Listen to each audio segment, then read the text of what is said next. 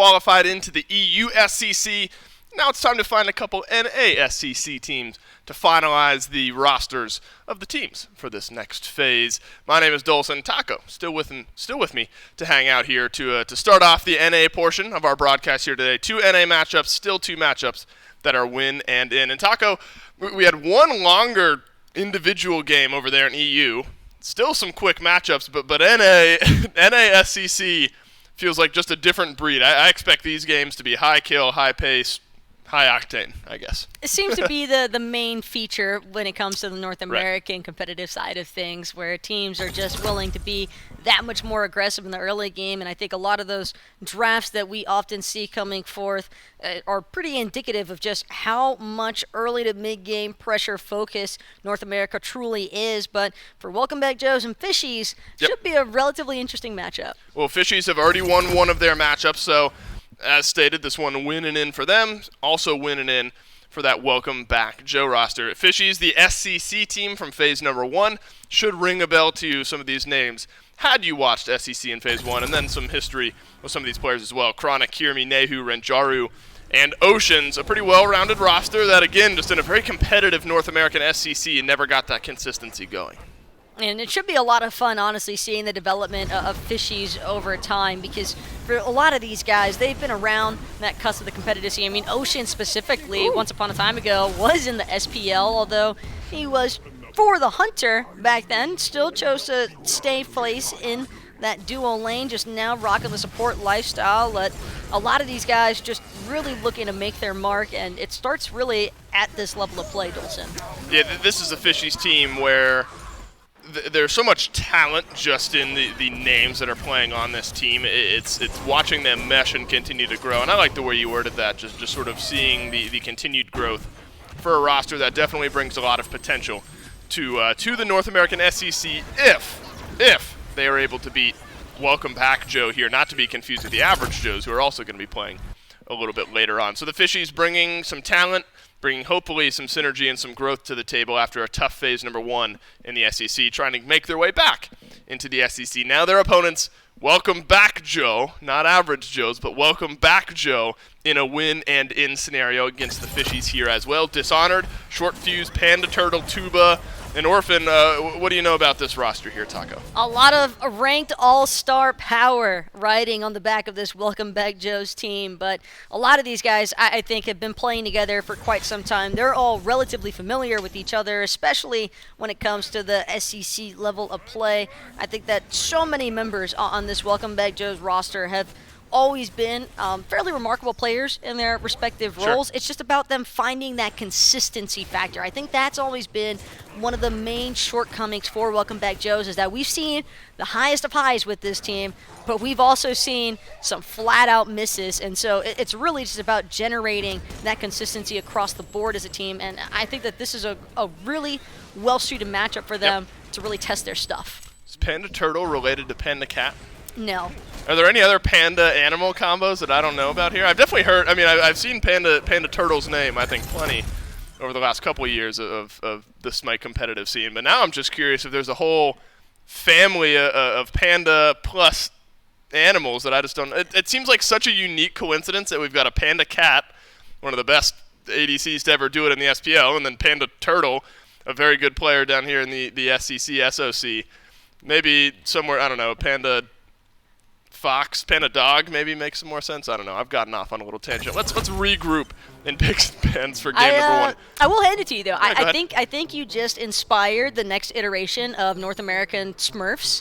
So I want to give a huge ups to you for that, Dolson. Yeah, so when you're getting smurfed on by Panda Dog. Panda Dog, hopefully. Yeah, that's got to be welcome. That's got to be Smurf number 1. Right, you're going to look back at me. You're gonna thank me for it, and I'll happily say you're welcome. All right, picks and pans, though, for game number 1 between Welcome Back Joe and the Fishies. Starting to roll off here, and this is a little bit more indicative of what I thought picks and pans were going to look like over in EU. Tiamat getting taken away, Chiron off the table.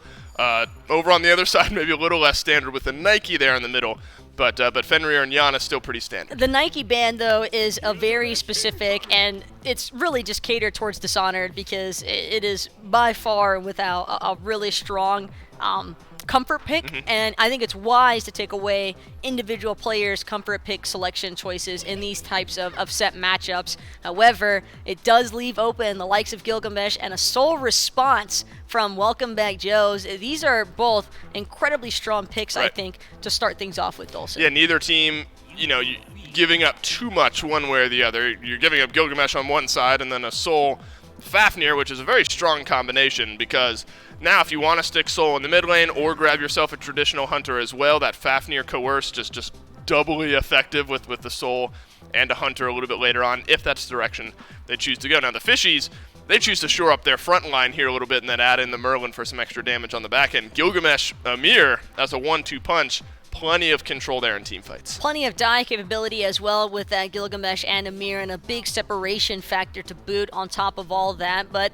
Welcome Back Joe's, they're going to choose to respond in like kind with the Daji. The Pow Lao, I think, is going to be an important asset for just isolating that Merlin and just really trying to play preventative measures against the Merlin. Don't give him an opportunity to free cast throughout the duration of these team fights, because Merlin can chip away pretty quickly at a Fafnir, especially when he's looking for those dragon transformations. So I like the mindset here from Welcome Back Joe's, just to look mostly for the counter initiation. Yeah, and taking away some of the ability for counter initiation as well. I think strong Danzaburo, Kamazot's both taken away in the second wave of bans. Sun Wukong, not all that surprising. Cthulhu, a bit surprising. We've seen one Cthulhu so far, at least here today, has seen a little bit of play earlier on.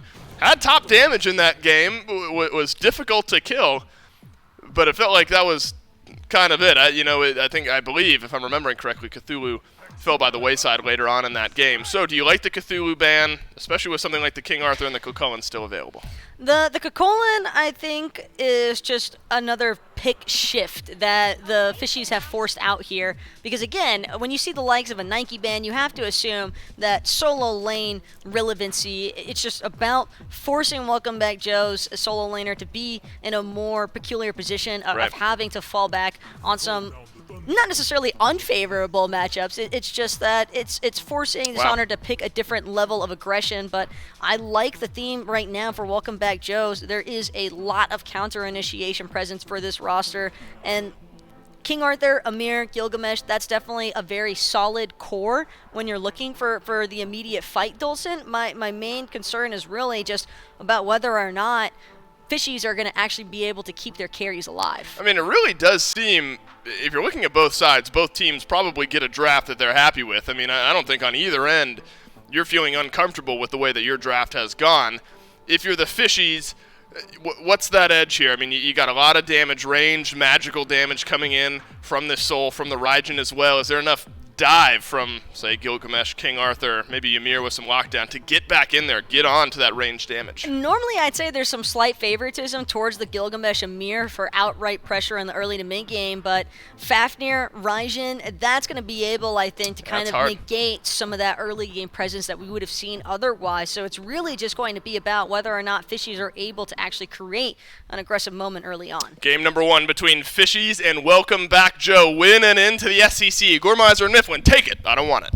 Well, hey, Joe, welcome back. Why don't you want That's it? what I see when I hear it. Yeah, he doesn't want it. No, it's I'll all take ours, it. Mifflin. We're Yeah. taking it. It's I all want ours. it. We get control of your life and of the game, I guess. But at least, jeez, that got dark. And the game, I guess. So, hold on.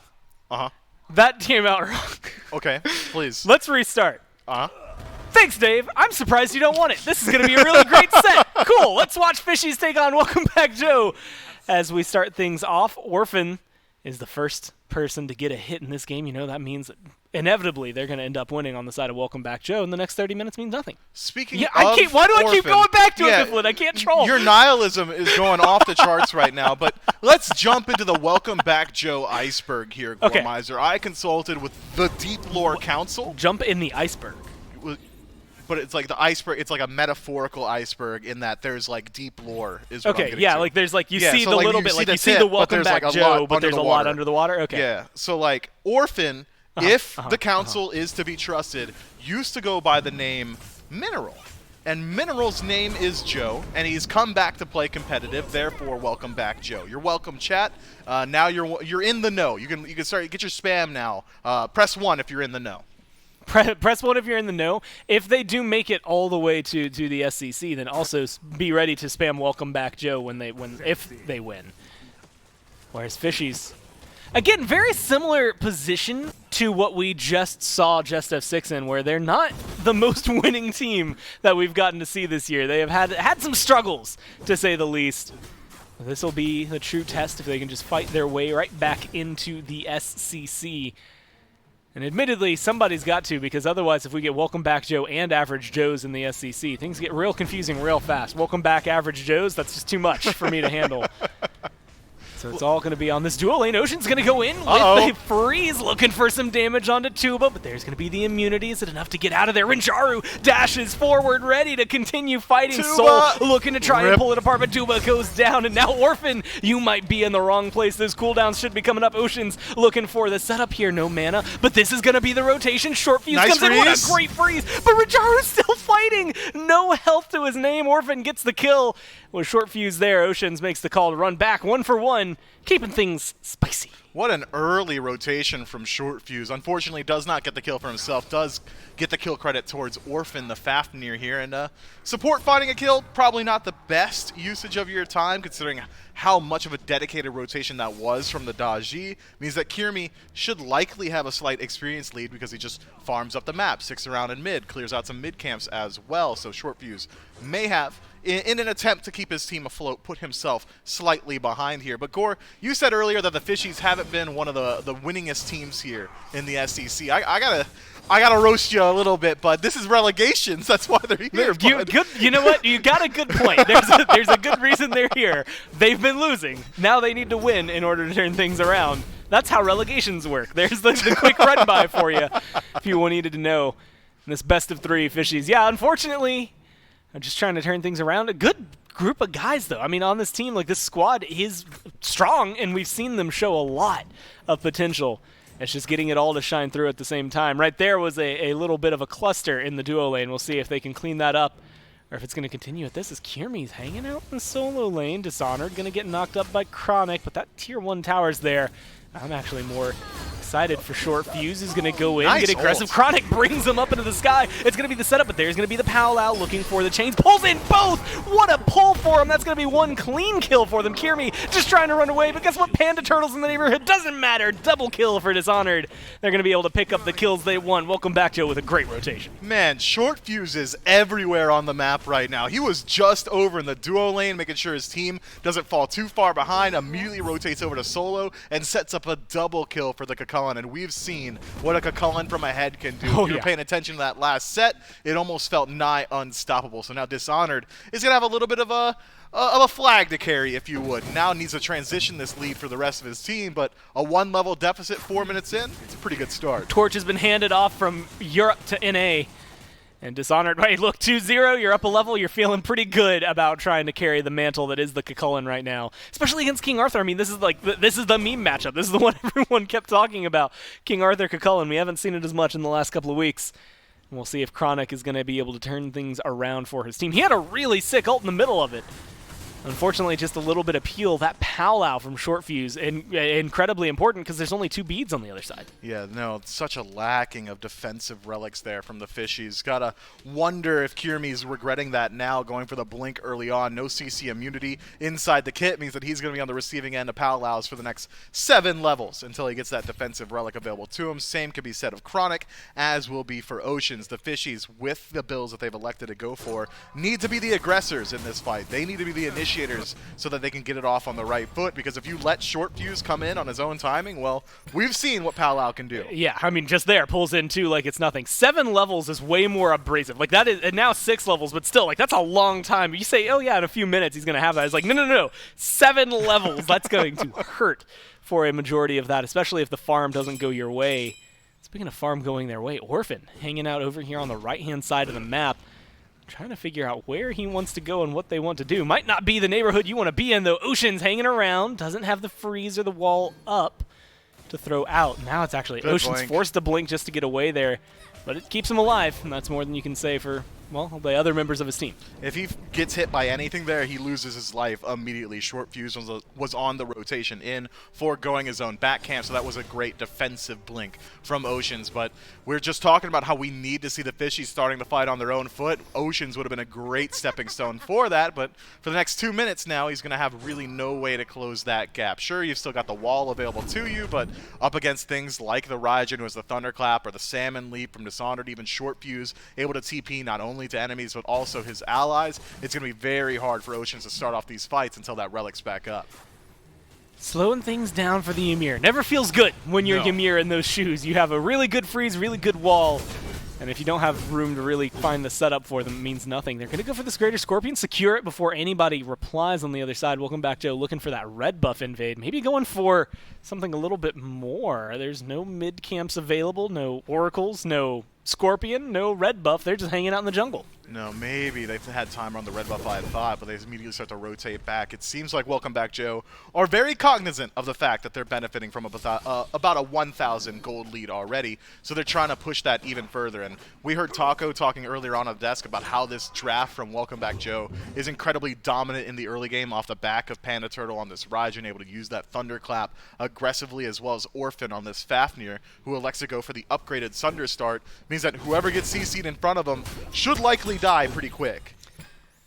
It's going to make it a lot easier for them, right? Being able to unfold it pretty quickly.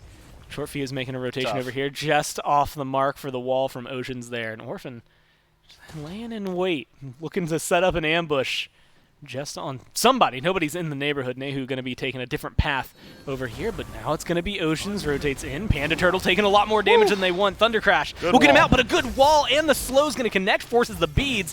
Whether or not you get away with your life will matter most. Oceans going to walk away not just with his life, healthy at that, and that's a big relic burn. We got to see a little micro view on how much damage Panda Turtle's doing already. Just the Raiju dropping Oceans down to just above 50% HP. So that is a good indicator on how strong Welcome Back Joe is right now. But phenomenal usage of the wall and the slow to burn away the defensive relic from Panda Turtle means that it's up to Kirimi now to rotate in and put the kibosh to this Raiju. Yeah, we got to see Kirimi. We got to see Short Fuse. A lot of names that we were dropping early on and haven't seen much of since as of right now.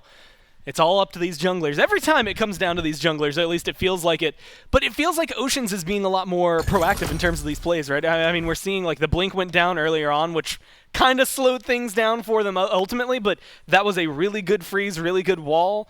And if you can lock down one more Raijin like that, all of a sudden that's a free kill. All you need is one kill to get back into this one. And I was surprised legitimately in the P's and B's that the Fishies were allowed to take this Ymir. It's been Ocean's premier pick out of the support role all year throughout the SCC. I figured maybe we'd see it target banned out. Normally in the SCC regular phase, that's exactly what happens. But it seems like Welcome Back Joe don't have quite as much respect towards it. So it's up to Oceans now to step up on his signature pick. Well, the pressure is on. Oceans guiding this one. Already starting off pretty well. Has those boots online and is moving around, schmoovin'. Exactly the way they would need to. Builds pretty much the exact same spot for the supports, so it's not necessarily too big. It's just that upgraded Sunder that is the big difference maker. And as of yet, seen it thrown out, what, once, maybe twice by Orphan, hasn't necessarily made the big difference. Things slowed down dramatically from 4 kills in like 4 minutes to 4 kills in 9 minutes now. I mean, they hit the brakes pretty quickly. I was expecting Short Fuse, especially with the ult, with the lack of beads on the other side, to really be the one driving this game. I was expecting the exact same thing, but instead it's been more so emphasis on farming, is what we were about to say as Chronic finds himself getting dove by 3. Yeah, but that one's going to come out to nothing as of now. In fact, Chronic with the double stun afterward. Oceans is over here looking for the setup. Short Fuse is going to get frozen out this time around, pushed back, and that health bar is virtually gone, but he gets up onto the Pala. That's going to be good disengage. The Winds of Shemesh over there. The blink is going to get Short Fuse out, but the good wall from Oceans not quite good enough to lock down Short Fuse, and now is Oceans too deep. He's going to get surrounded quickly. It doesn't seem like they're going to have the fight back. It's all about the blue buff now. The damage is going to come in from Nehu, and they're going to be able to secure that one away. No, actually not secure that one away. Picked up and defended successfully on the other side. Orphan, of all people, scoops that one up. Not sure that's where you wanted it to go. Dishonored, I guess, doesn't necessarily need it. So either way, they're pretty happy. Unfortunate usage of the Winds of Shamash there. Kirimi trying to drop it before she lands from the Pal out just to cut off the path, but I think had he just used it on a short fuse after the landing, would have likely set up for the kill relatively easily, but at least is able to burn through the blink as well as the powwow ultimate. They burn away some of these defensive and offensive relics as well, but Panda Turtle likely should have been the target of aggression from Fishies there as his beads were down going into that, and now restored. It's about as much a reset back to neutral as you could expect inside this match, but I think Welcome Back Joe, considering the positioning they were on the map, it's pretty nice for them that they were able to make it out alive.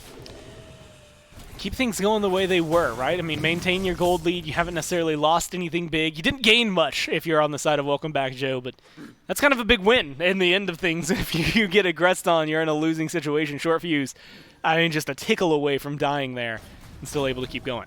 Still, it's a 2-level lead out of the solo lane in favor of Dishonored as Oceans finds short fuse. And looking to get locked down just outside the ult from Oceans now. Going to be forced back thanks to Panda Turtle's damage. Not a ton up front, but that was just a small tick of what Panda Turtle can dish out in the matter of a second. Kirmi hanging around in the jungle, though, looking for the gap onto Dishonored. Gets the drop kick, but now you're stunned and surrounded by two. Gets the leap over the walls. Going to be able to disengage Dishonored with the rotation over to the lane. King Arthur hanging around in the back line, waiting for someone to move forward. Gold Fury potentially getting started here. Dishonored making this rotation worthwhile. Yeah, has to do something now that he's all the way on this side of the map, and it seems like the Fishies are not privy to it. Chronix has to rotate back over towards the solo lane, and Gilgamesh the only one stepping up for the defense. Gold Fury going to go down to Welcome Back Joe. First neutral objective to fall inside of this set, and it's on to the back of a 2,300 gold lead in favor of the Chaos team. With a neutral objective on the left side of the map removed, it makes it so much more simple for them to go ahead and look towards the Pyromancer or even red buff invades.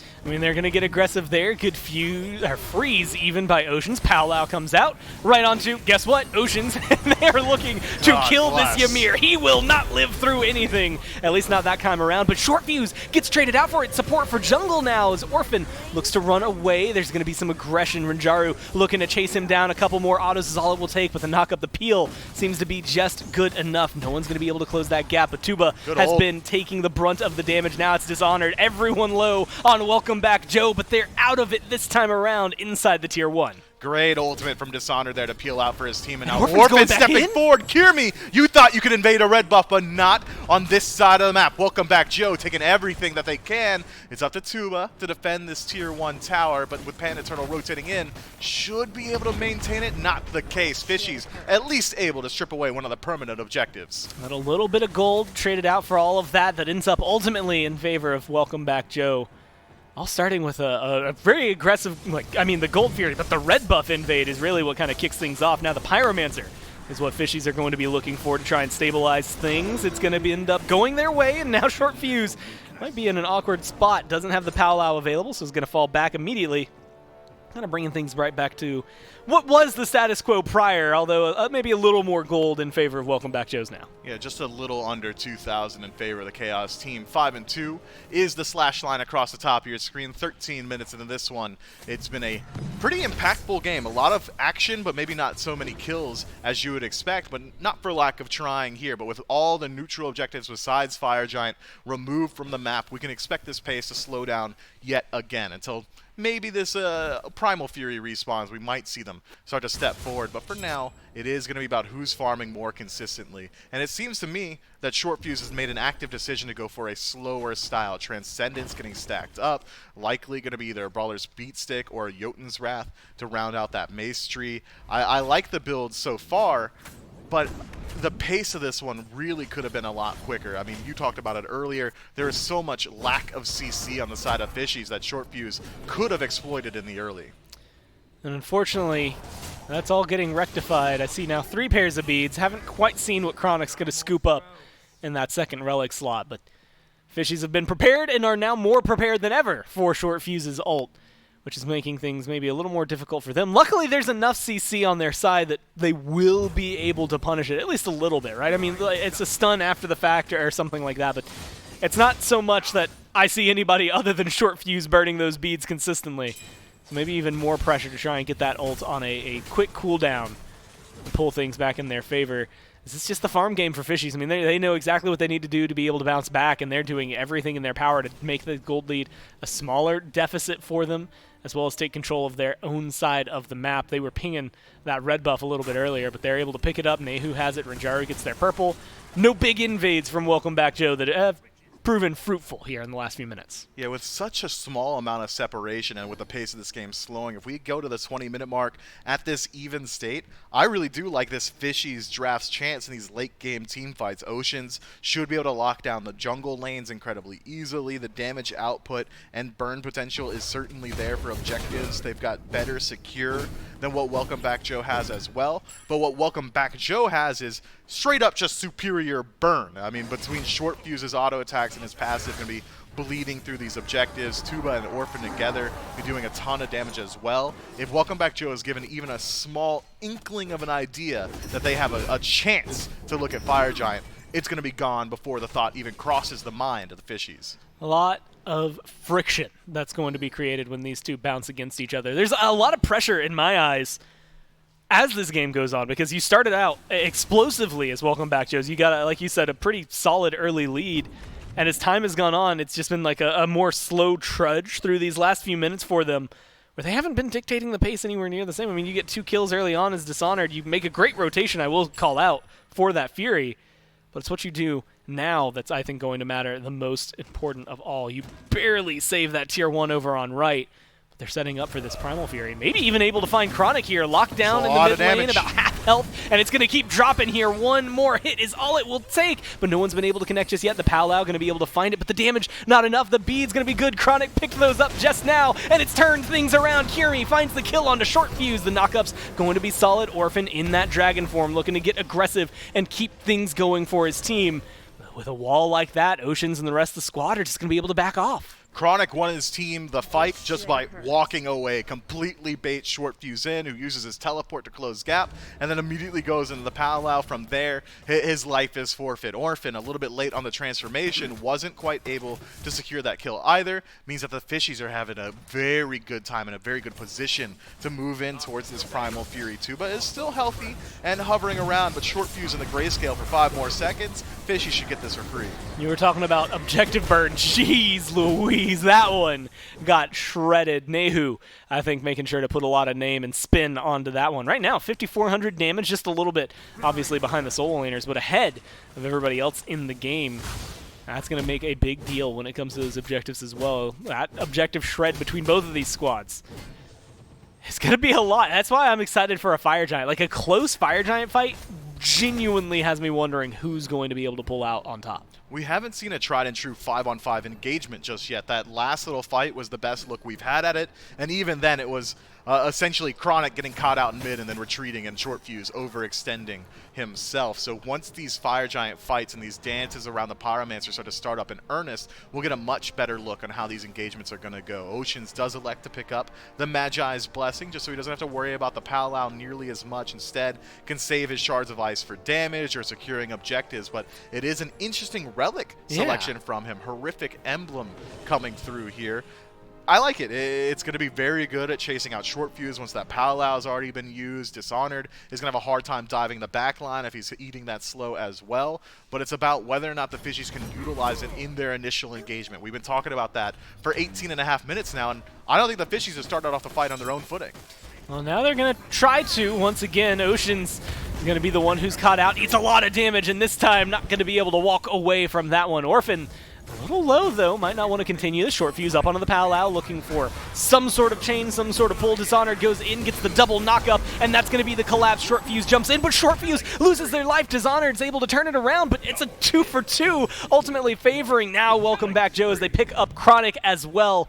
Just that third kill to make sure the seesaw goes over in their favor. And it certainly does, and maintaining Tuba's life as well as Panda Turtles means that they can just go ahead and walk their way into the Pyromancer. If Renjaru walks in here and eats a Thunderclap, could immediately lose his life and thinks better of it, realizing that exact threat. Instead, though, says, all right, look, I have to let the Pyromancer go. I can't walk in here. I can't defend it myself. Kirimi and Oceans are already back in base. That is just an unfortunate situation for them. but gotta talk about Short Fuse's ultimate there. Goes up into the powwow, wants to force the airstrike off of Renjaru, who had already used the beads earlier in the engagement. Doesn't hit a single shot there, so Renjaru saves his own ultimate as well as his life. And we also saw Dishonored, although does pick up the kill on a Nehu inside the tier 2. Gotta think that the level 18 Cullen's worth a little bit more than that, but interesting call here. The Fishies see an opportunity to take the Fire Giant, but they're gonna have to work quickly, man. Orphan and Short Fuse on the way in. Yeah, it's taken a little while to get there. They don't have the Merlin behind them, and that is creating some problem. Good freeze. Now there's going to be the Hail Mary. Short Fuse is looking to go in. Does dash in. Fishies are able to get that one, and they get the kill on a Short Fuse now. What can they do after the fact? Good knock up from Dishonored. Is looking to chase him down. Kirmi loses their life for the engage. Ocean's getting incredibly low. One more shot from Panda Turtles. All it takes to close that one out. Tuba's low. They're looking to be the ones who are aggressing. Renjaru, nowhere to go. That Aegis is just going to prolong the inevitable. Almost turns the kill around onto Tuba, but it's not going to be enough. Now Nehu, it's just one after one on the chopping block. Orphan credit for that one. Chronic, one more hit, and that's going to be the deicide for Welcome Back Joe. What a dangerous Fire Giant call. And normally I'd have to quantify saying something like that, but I think the board speaks for itself. 5 members of Fishies inside the grayscale screen. They know, had they killed that Fire Giant with the positioning of Welcome Back Joe, that they're forced to take the engagement. That's why the Fishies at no point tried to retreat. Instead, dug in their heels and took the fight. Unfortunately for them, they came into that fight from a pretty large deficit. Welcome Back Joe's largely in the lead in terms of gold and experience across the board, and that's only going to get worse now that the Tier 1 mid tower and Tier 2 mid tower have fallen. Now, on a rare occasion, Fire Giant goes down, and not a single member has it on the board. And so the Tier 2 is going to get taken in mid by Welcome Back Joe, the old-fashioned way, no buff to really enhance that one. They do strip away, however, that red buff. They're going to back outside the Oni Fury pit as it's about to respawn. I think that's kind of symbolizing where their next goal is going to be, right? Like they know exactly what they want to do. That's put some pressure over here on the left-hand side.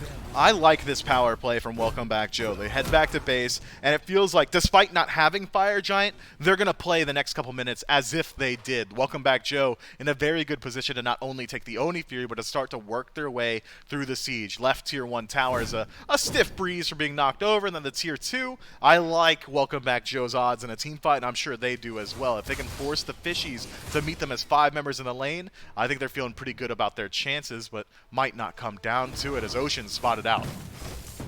Now Orphan, I say like taking some poke there. That's nothing. Look at his health bar. Nothing disappears. Maybe a couple of bars, 3 or 4. But even still, 300 health means nothing to that kind of health bar. Thick as you would need it. Oni Fury is going to be started up here by Welcome Back Joe. Doesn't look like anybody on Fishies is going to be around for the occasion, so it should be pretty free at this point. King Arthur is over off in the mid lane. Everybody else just fell back through the jungle. Pressure's going to be coming through. Welcome Back Joe. They have their targets set. They're going for this Tier 1 tower, probably into the Tier 2 on left. Yeah, might as well keep pushing. Fishies starting to slowly rotate over to the left-hand side of the map. And their defense is not awful. Oceans can at least slow down the push by utilizing that wall to block autos on the tower. Nehu very adept at keeping minion waves out, but instead it's a blinking immediately, and Ocean's taking a lot of damage. I mean, just burns down like it's nothing. Gone Nehu in a very similar bout. Just one more hits. All it'll take. Dishonored is able to close that one out. Now Renjaru is pretty low, but it seems like Dishonored recognizes a little too far. Short fuse as well. Incredibly low. That powwow already used. Now they're just looking to disengage. That tower's one hit away, and they're going to be able to find it, but at the cost of Orphan's life. Tuba maybe overextended as well just to stay there. They're going to continue getting aggressive. Renjaru gets a double kill. The front line dead, but Tuba turns it around onto Kirmi. One more hit. This is the boxing match. Hit your autos! Going in favor of Renjaru, baby. He hits the shots, and that's what they need. Chronic rotates in, looking for potentially the last hit here, trying to do the Beyblade thing, but can he close the gap? Oh my God. Through the wall, looking for the damage. Gets the Thunder Crash, gets the kill, and ultimately leaves them all alive. That one was hectic. Well, that was, man. Unfortunate for Tuba, was not able to secure his autos there. Renjaru gets the better end of an engagement from 10% HP up against Tuba's 60%. Somehow Tuba falls behind there and loses his life. Short Fuse, I think, had a similar view for that team fight that we did. Tries to walk away and turns around and says, wait, are we still fighting? And Panda Turtle picks up the return kill onto Renjaru himself. Welcome Back Joe, though. I think you cannot take away from their accomplishments. Take away the Tier 1,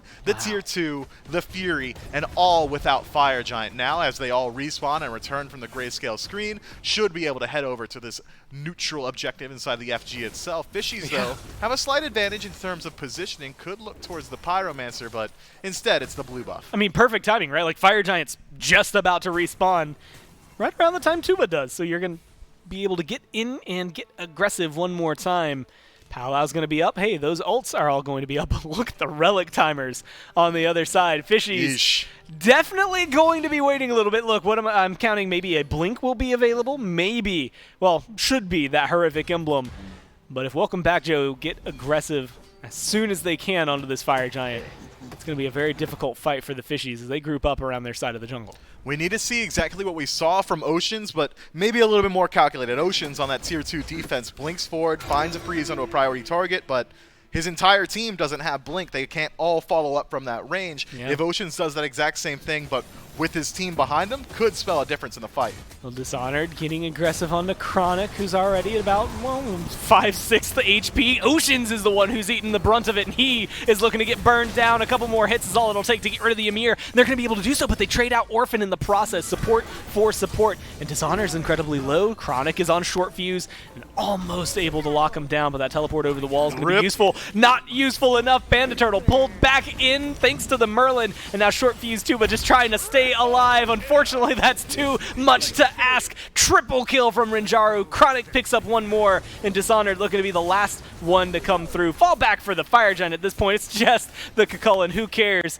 Well, Nehu seems to. Doesn't get the damage for the kill. Not the full-blown deicide, but enough on their side. MVP of that fight goes to the Fishies ADC's item, Odysseus's bow. Renjaru making full use of that one to make sure everyone on Welcome Back Joe is taking consistent damage at every single point, opening up the door to Fire Giant to go the opposite way. Coming into that engagement, I'll be honest with you, I'd almost essentially written off Fishies inside of this one, but now completely turning the tables. It's still 3,000 gold lead in favor of Welcome Back Joe, but there are 4 gold caches on the map to be taken by the Fishies, and with Fire Giant on 5 members, gotta think it should be pretty easy. And we had talked about the relics going into that fight being such a big deal, and you can see beads were burned by Dishonored, by Panda Turtle. A lot of the relics used, I should say, on the side of Welcome Back Joe's.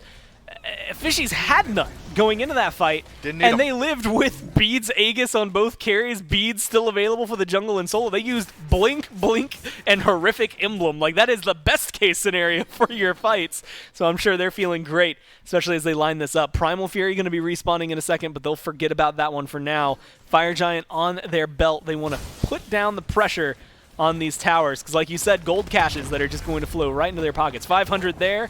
About to be 1,500 more when they knock down this Tier 2. And if they want to, they can start to work their way through the subsequent Tier 2s or fall back to the Primal Fury. I think it'd be best case scenario to work through these permanent objectives first and then start to work their way backward from there. Welcome Back Joe, though, taking a peek at the map, seems like they're not willing to put up, or let go rather, these Tier 2 towers without a fight. Defensive positioning already inside the middle of the map, and Fishies respecting that.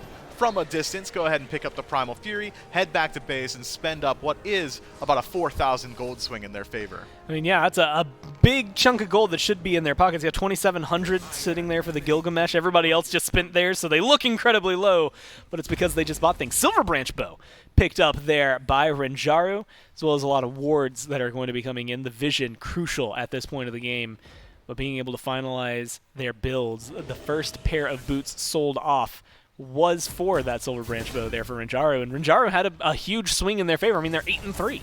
Yeah, Rinjaru doing so much damage. And here's a blast from the past score. Take a peek at Kirimi's build. When's the last time you've seen Bulwark of Hope get purchased? Maybe hold that in thought. General. Oceans finds Panda Turtle, beads removed before the fight even starts. Oh, that's going to be rough here now. Panda Turtle, a pretty easy target. Although deep in the back line, so maybe making things a little more complicated. Orphan jumps forward. Mifflin, they're looking to hold on to this Tier 2. They are. Still 1 minute 30 on this Fire Giant power play from the Fishies. Every single second that Welcome Back Joe buys defending this Tier 2 is one less second they have to try and defend their Phoenixes. So far, just showing presence has been enough to dissuade the Fishies. Kirimi, though, already has the flank positioning spotted out by Doug. Dishonored, blinking in, finds 3. It's going to be able to get the knockup, but Frozen in return. Now it's going to be Kiermi into the back onto Panda Turtle Wow. immediately. You recognize there's no beads. You know where your target's going to be. But now it's going to be Short Fuse up on the Powwow. Gets some damage out, but not nearly enough. The wall perfectly placed, but the blink going to be a little bit better to get away from Short Fuse. Now the aggression is still there. That tier 2 knocked down. No, not quite. It's still standing. Maybe you back up, clear that one out of there. They win the fight with the 1 kill on the back line. They burn a lot of relics in the process, and now this is looking like a free and open Phoenix. Welcome Back Joe is able to reposition themselves inside the Phoenix, and a couple members of the Fishies are incredibly low. This is dangerous. They're going to be able to burn Orphan down before Where'd he go? Orphan knows what's going on. They lose Kiermi in the process, though. 1 for 1, maybe 2 for 1 if you want to extend it back to when Panda Turtle died. But either way, it's still getting aggressive onto this Phoenix. They're going to be able to burn that. Dishonored's low. Short Fuse goes in and is able to find themselves a kill. Rinjaru goes down, but not without a fight. Trades it out 1 for 1 in those two. But ultimately, you look at the battlefield, the blood that has been slain, it's mostly Welcome Back Joes that are on the ground, plus the Phoenix is gone. Phoenix is gone. All the tier 2 towers on the center to left side of the map. Still 1 standing for Welcome Back Joe, but Fire Giant power play comes to a conclusion in exactly 2 seconds. Feels like they got a lot of value out of it already. The Fishies doing a great job taking these engagements. Welcome Back Joe had a pretty simple idea on how they wanted that fight to start off. Dishonored blinks forward, knocks up 3 members with his ultimate, even finds the double root onto Renjaru and Nehu. And then we see Short Fuse blink forward as well. Beads Aegis expended immediately by the carries of the Fishies, who disengage. And, well, the front line was doing some pretty nice work for the Fishies while that all was happening, able to completely isolate Panda Turtle, who had unfortunately lost his beads earlier on in the engagement, and then loses his life, a tier 2, and a Phoenix to boot.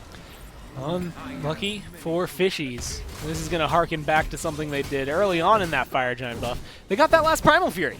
That's going to be going in their favor once this Fire Giant respawns in the next few seconds, 30-ish or so. Actually, a little less now, as it's going to be coming in here relatively shortly. Primal plus Merlin feels good for Burn, as well as Renjaro, the way they've been playing Oceans as well. And it just feels like Fishies have control of the game, and what was a very strong start still technically kills in favor of Welcome Back Joe. It's the gold, it's the control of the map since then that has kind of slipped from their hands. Now they've got the better positioning around the Fire Giant. They do, and the gold isn't so bad. It's only about 2,000 or 3,000 in favor of Fishies. 32 minutes in, that is paltry. It's more so about those fire mini waves starting to work their way into the base of Welcome Back Joe. Ocean's first one in, finds Dishonored, burns away some of that CC immunity, but the enhanced Fire Giant's been held on to. It seems like Welcome Back Joe really want this buff. This EFG is going to be very important if you're Welcome Back Joe, with those fire minions in mid causing a little bit of stress. If you're Welcome Back Joe, you know that they're not going to get slowed down, not in nearly enough that you're going to be able to sit here 5v5, and it looks like I see Short Fuse backing to try and deal with those before they get onto the Titan, or at least get too much damage done there. But now you know the jungler's gone. That seems like the go button, at least onto the Fire Giant here for Fishies. They're going to get aggressive. They're going to start things up. The freeze, not going to be good to connect. The stun came out from Orphan just a little bit faster. They're getting aggressive onto Panda Turtle, looking to try and burn some of these relics. It's Dishonored instead, who's in the front line / back line as he's trying to figure out where he wants to go. Ocean's taking a lot of damage here. The ult's going to come through. It's the return from Rinjaru that is getting Dishonored to force out of there. But it's a teleport in. Short Fuse is looking for more, and once the blood finds one chain, forces the beads.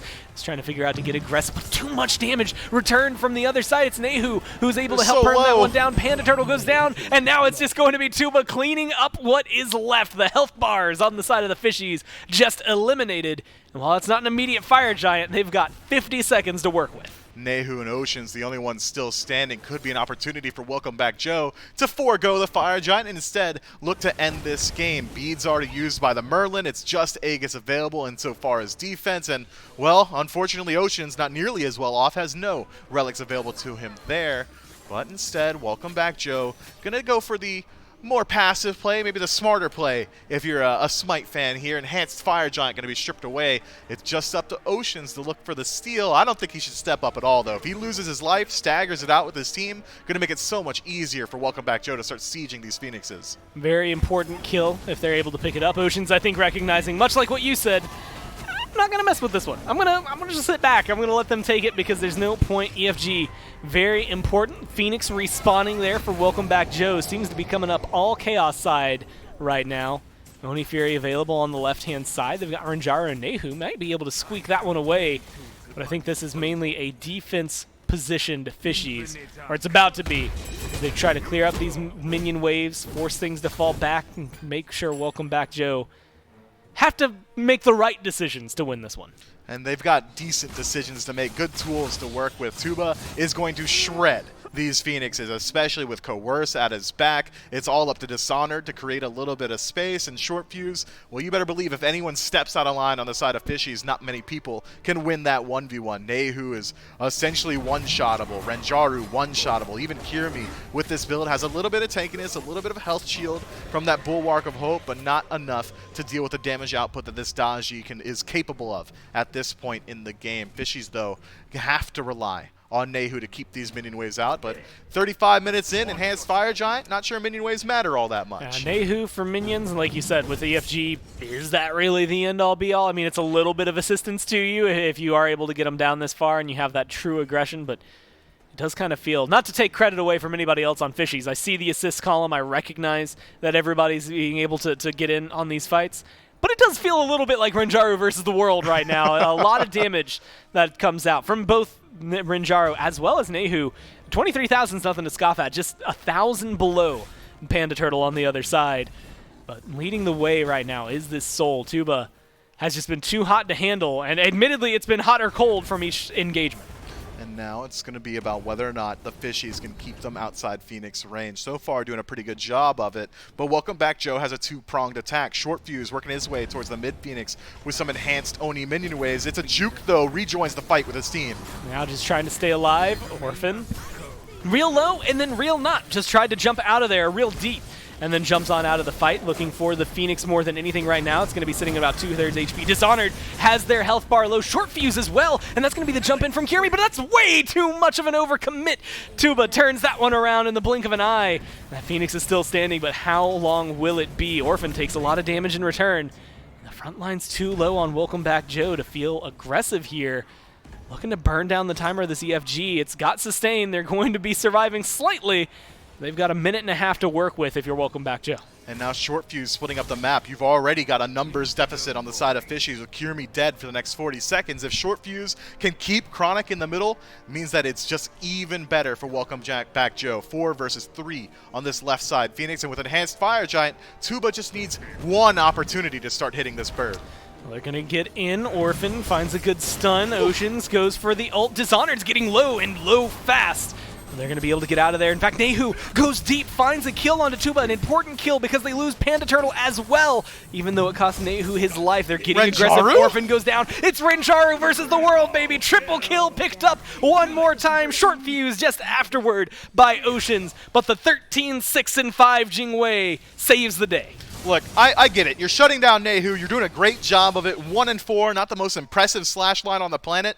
I don't care about Nehu anymore. If you're Welcome Back Joe and you're hitting somebody that isn't Renjaru, you're making a misplay. This man is 13-6-5, top of the damage charts, and he's been doing it all for his team so far. Consistent AoE damage off the back of Odysseus' bow, and he is shredding the front line of Welcome Back Joe. It's up to Short Fuse, man. Blink forward, do whatever you have to do, but close gap and at least deal some damage to Renjaru, so he isn't allowed to do that. He dashed in aggressive as Jingwei. You can't be a frontline Jingwei and get away with it, but that's exactly what happens. Now to play the age-old question, what do you do when there's still somehow 10 seconds left before anybody respawns on the other side?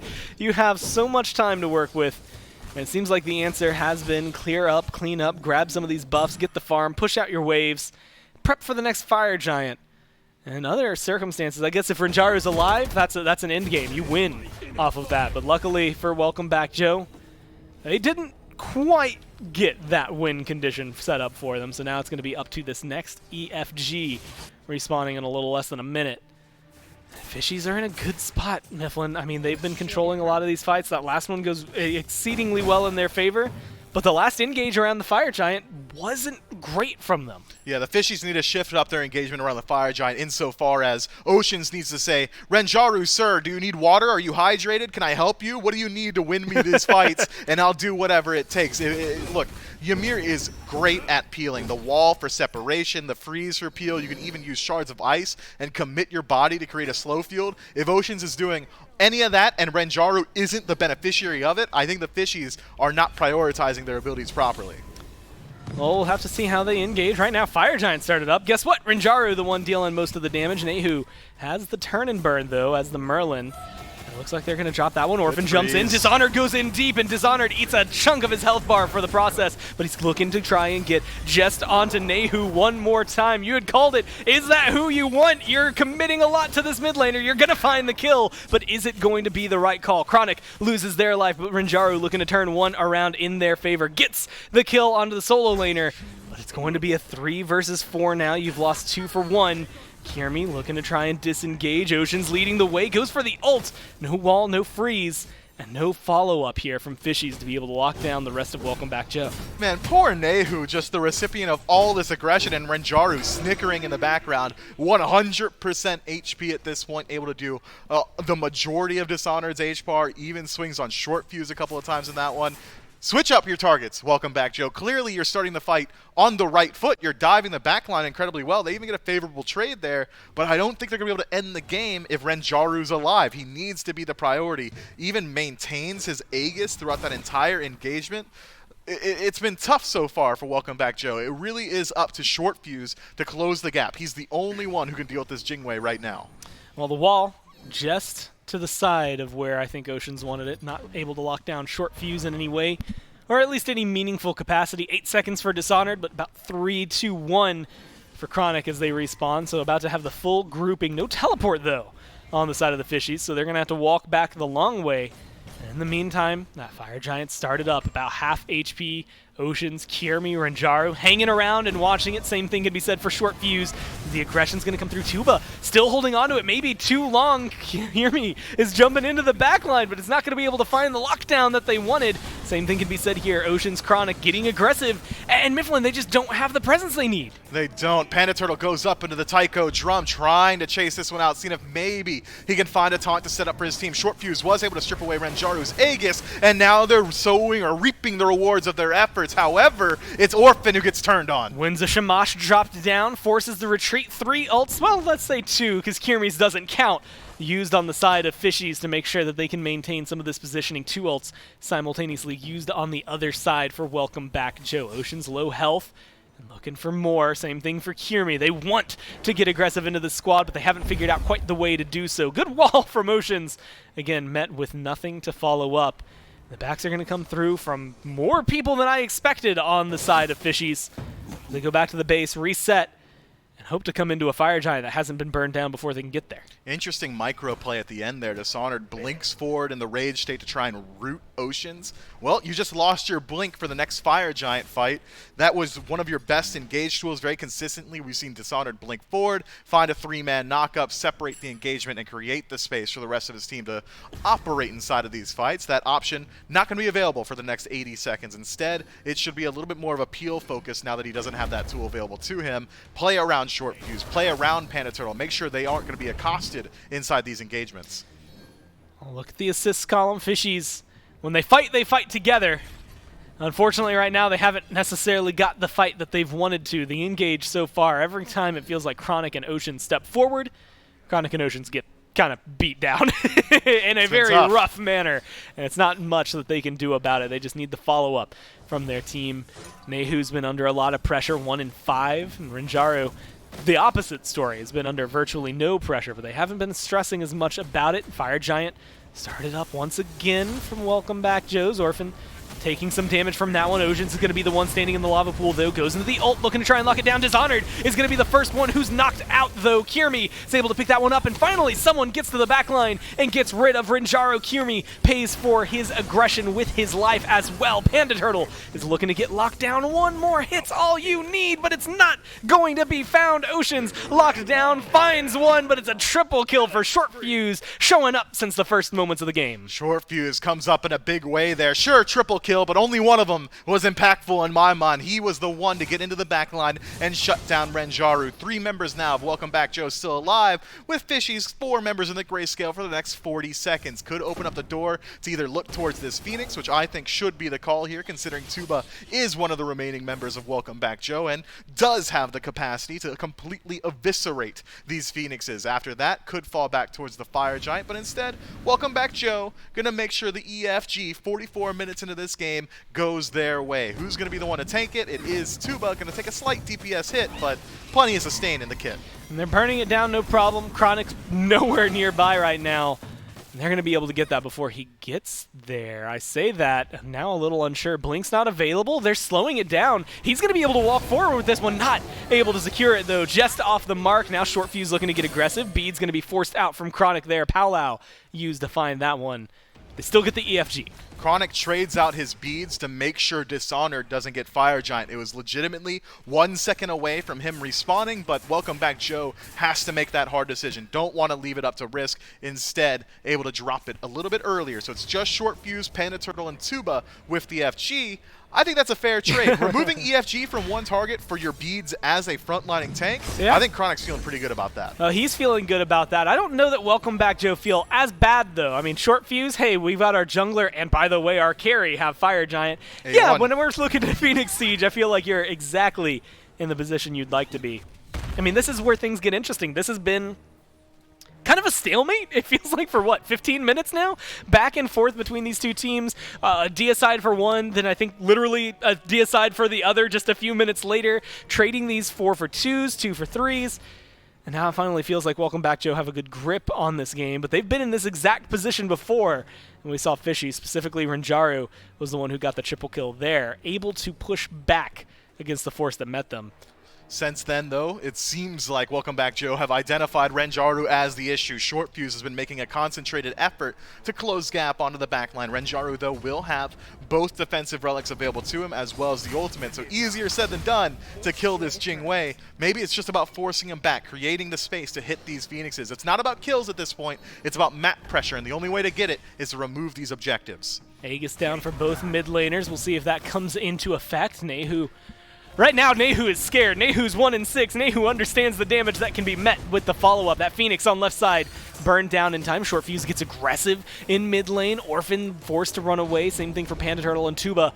And it's all up to Kiermi getting aggressive onto Short Fuse. One more hit, one more kill. And the jungler for Welcome Back Joe gets taken down. Dishonored's low, but that wall just a little late. The dash from Dishonored comes out prior. It looks like they're going to get the retreat here, but not nearly as much as they'd like. Granted, they still get a Phoenix. I don't know that you're upset with yourselves. Yeah, left side Phoenix is a big take here for Welcome Back Joe. That is the hardest Phoenix to defend against once you're dealing with those Fire Minion waves and trying to go for Fire Giant buff itself, as well as Renjaru losing out on his defensive relic. Beads down for the next 90 seconds. I would say would be a huge opportunity for Welcome Back Joe, but the guy who has to deal with him, Short Fuse, is going to be dead for 40 of those 90 seconds. Not a huge opportunity for him. If Welcome Back Joe can immediately regroup and start to push once Short Fuse respawns, they'll have about 40 effective seconds of enhanced Fire Giant. I think the Fishies have done a very good job on the defense here and have effectively reset back to neutral. Well, now looking to get maybe a little too aggressive. Renjara forced to ult just to fall back there. Orphan looking to run it down, but Orphan takes way too much damage in the process. That's a tank, by the way. Tuba. Only survived. Tuba locked down against the wall. Kiermi, the Winds of Shamash, helped lock that one down. Kiermi still getting aggressive. Panda Turtle able to turn that one around, but it cost them their lives in the process. Orphan goes down too. Dishonored, last man standing. Short Fuse respawns. They might just be able to run this in and end. 70, 70, 60. That's That is so the long. respawn timers of Welcome Back Joe. That'll happen to you 48 actual human minutes into a game. Dishonored and Short Fuse trying to put up a defense, but so many relics still available. Now they just have to find the lockdown, but look, I'm sorry, Short Fuse, there's just not enough power in the world to make that one work for you. Takes down a lot of their health. Great wall to force the path, but not quite enough to lock down Short Fuse immediately. Chronic, one more hit's all it's gonna take. You just have to close the gap. At this point, it's taken so long, it doesn't matter. Where's the rest of the team? They're going for the Titan.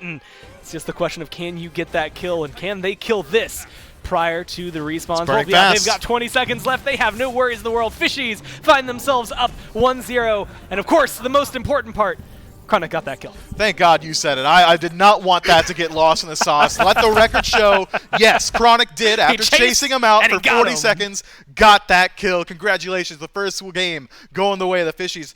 I'll be honest, man, 18 minutes in, I thought they were out of it. First Fire Giant goes down so early. Welcome Back Joe has such a commanding lead, but the veteranship of this SCC roster keeps them in it. I am excited now to see what exactly Fishies are going to be able to do in Game 2, but more importantly, what Welcome Back Joe are going to be able to do in Game 2. They have to switch up the strategy a little bit. 48 minutes seems to be a little too long for them. A lot of back and forth.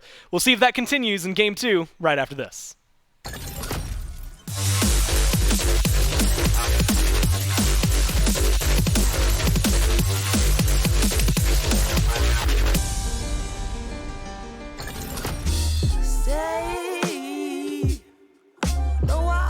Gotta go.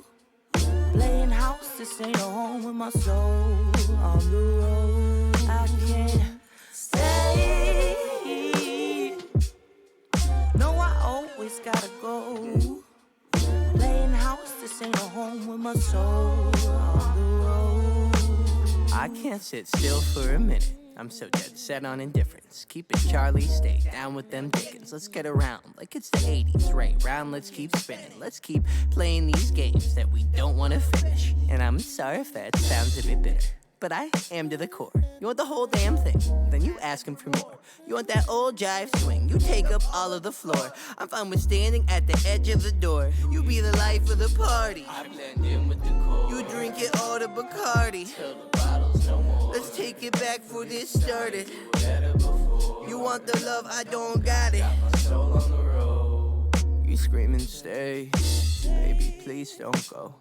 Don't think it's in me to listen to foe. It's so different with distance we roam into zones where nothing get hurt anymore. I just wish I was home when I stepped through front door, but instead I'm alone and completely unsure. And even though you're screaming out with the best of intentions, I don't get it. Why do you always gotta ask me to stay? Why you always gotta go? Playing house, this ain't a home with your soul. On the road, say, why you always gotta go? Playing house, this ain't a home with your soul. On the road. See, I've been lost in my thoughts, and my thoughts they too obscure to usher off. Sorry, Mom, I just thought you were my world. Now you're not. And I'm just sitting, smoking, sloping in a daze, cause my days ain't been the same since I drove here away. I remember the way you wrote letters in blue ink. You and me was in love. Think about what your crew think. I know your moms probably think I'm a bastard. Your pops probably wanna beat my to death and take a in my casket. But I got sick of fighting, bickering, fussing over nothing, cussing. Instead of watching the death of discussions that we once had, days that we once spent in the backseat of our cars, reading poets at sunset. It's funny how love can fall out the foreground, get pushed into the back of your mind. We used to twist a spliff and laugh and relax. Now you crying, and I'm trying to find the reasons. So I ask, does forever ever happen, or is it always fade to black? I can't stay. No, I always gotta go. Playing house, this ain't a home with my soul. On the road, I can't stay. No, I always gotta go. Playing house, this ain't a home with my soul. On the road.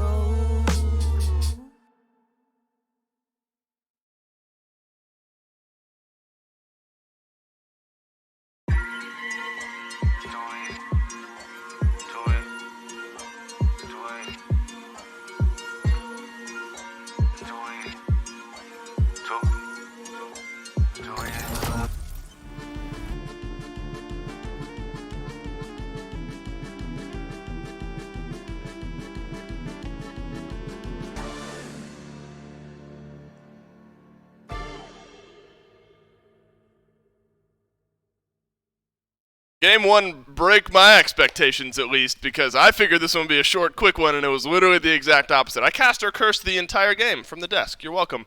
But it was an exciting back-and-forth game that the Fishies were able to win in just shy of 50 minutes. Always worth reminding you that shop.smiteproleague.com has some awesome merch available, whether you're looking for player jerseys, t-shirts, hoodies, those sorts of things. You can get it at shop.smiteproleague.com, as well as our Pride line of merch. There's hoodies, t-shirts in black and gray varieties, and all proceeds will be donated to the Trevor Project and the awesome causes that they support as well. So shop.smiteproleague.com. Make sure to check out the Pride merch and all the other merch that we got available on that site. Taco's with me one more time, at least for this set, potentially for this set, depending on how long this one goes, to break down exactly what happens here. Look, this is a game I think that the Welcome Back Joes are going to be a little frustrated with. They feel in control of this game, I think, in the early stages. The Fishies time and time again just refuse to lose, and then eventually Renjari just takes the game over. Fishies looking a little bit more like sharks out there, lying in wait for Welcome Back Joes to slip up and take advantage of the situations. They certainly did, as I think some real standout moments for me. Oceans and Chronic both, I think, worked great alongside of each other to create a really consistent front line. And poor Short Fuse, man. He had to make a decision every single one of these team fights. Do I go for Renjaru, who's been dominating on this Jingwei, all these oboe procs tearing my team apart, or do I focus everything into Nehu? And it was always one or the other. But it didn't matter how many times Welcome Back Joes were able to consistently find picks. At the end of the day, Dolson, when it came down to it, those Phoenix Sieges stood tall practically every single time. I believe only one left side Phoenix actually going down throughout that entire 40-something minutes of gameplay, and that speaks volumes in terms of the type of control that Fishies actually had once they weren't in those chaotic jungle environments. And it's kind of even crazier to say that when you think about the fact that it was Fishies hunting for their prey in the jungle that ultimately led to Welcome Back Joe's demise here. Look, you look at the KDAs here, and if you're looking at kills and deaths, only Renjaru and Chronic are positive. Everyone else has a negative kill to death. The assists, obviously, a little bit different. This is a very high kill game, and you have to consider that.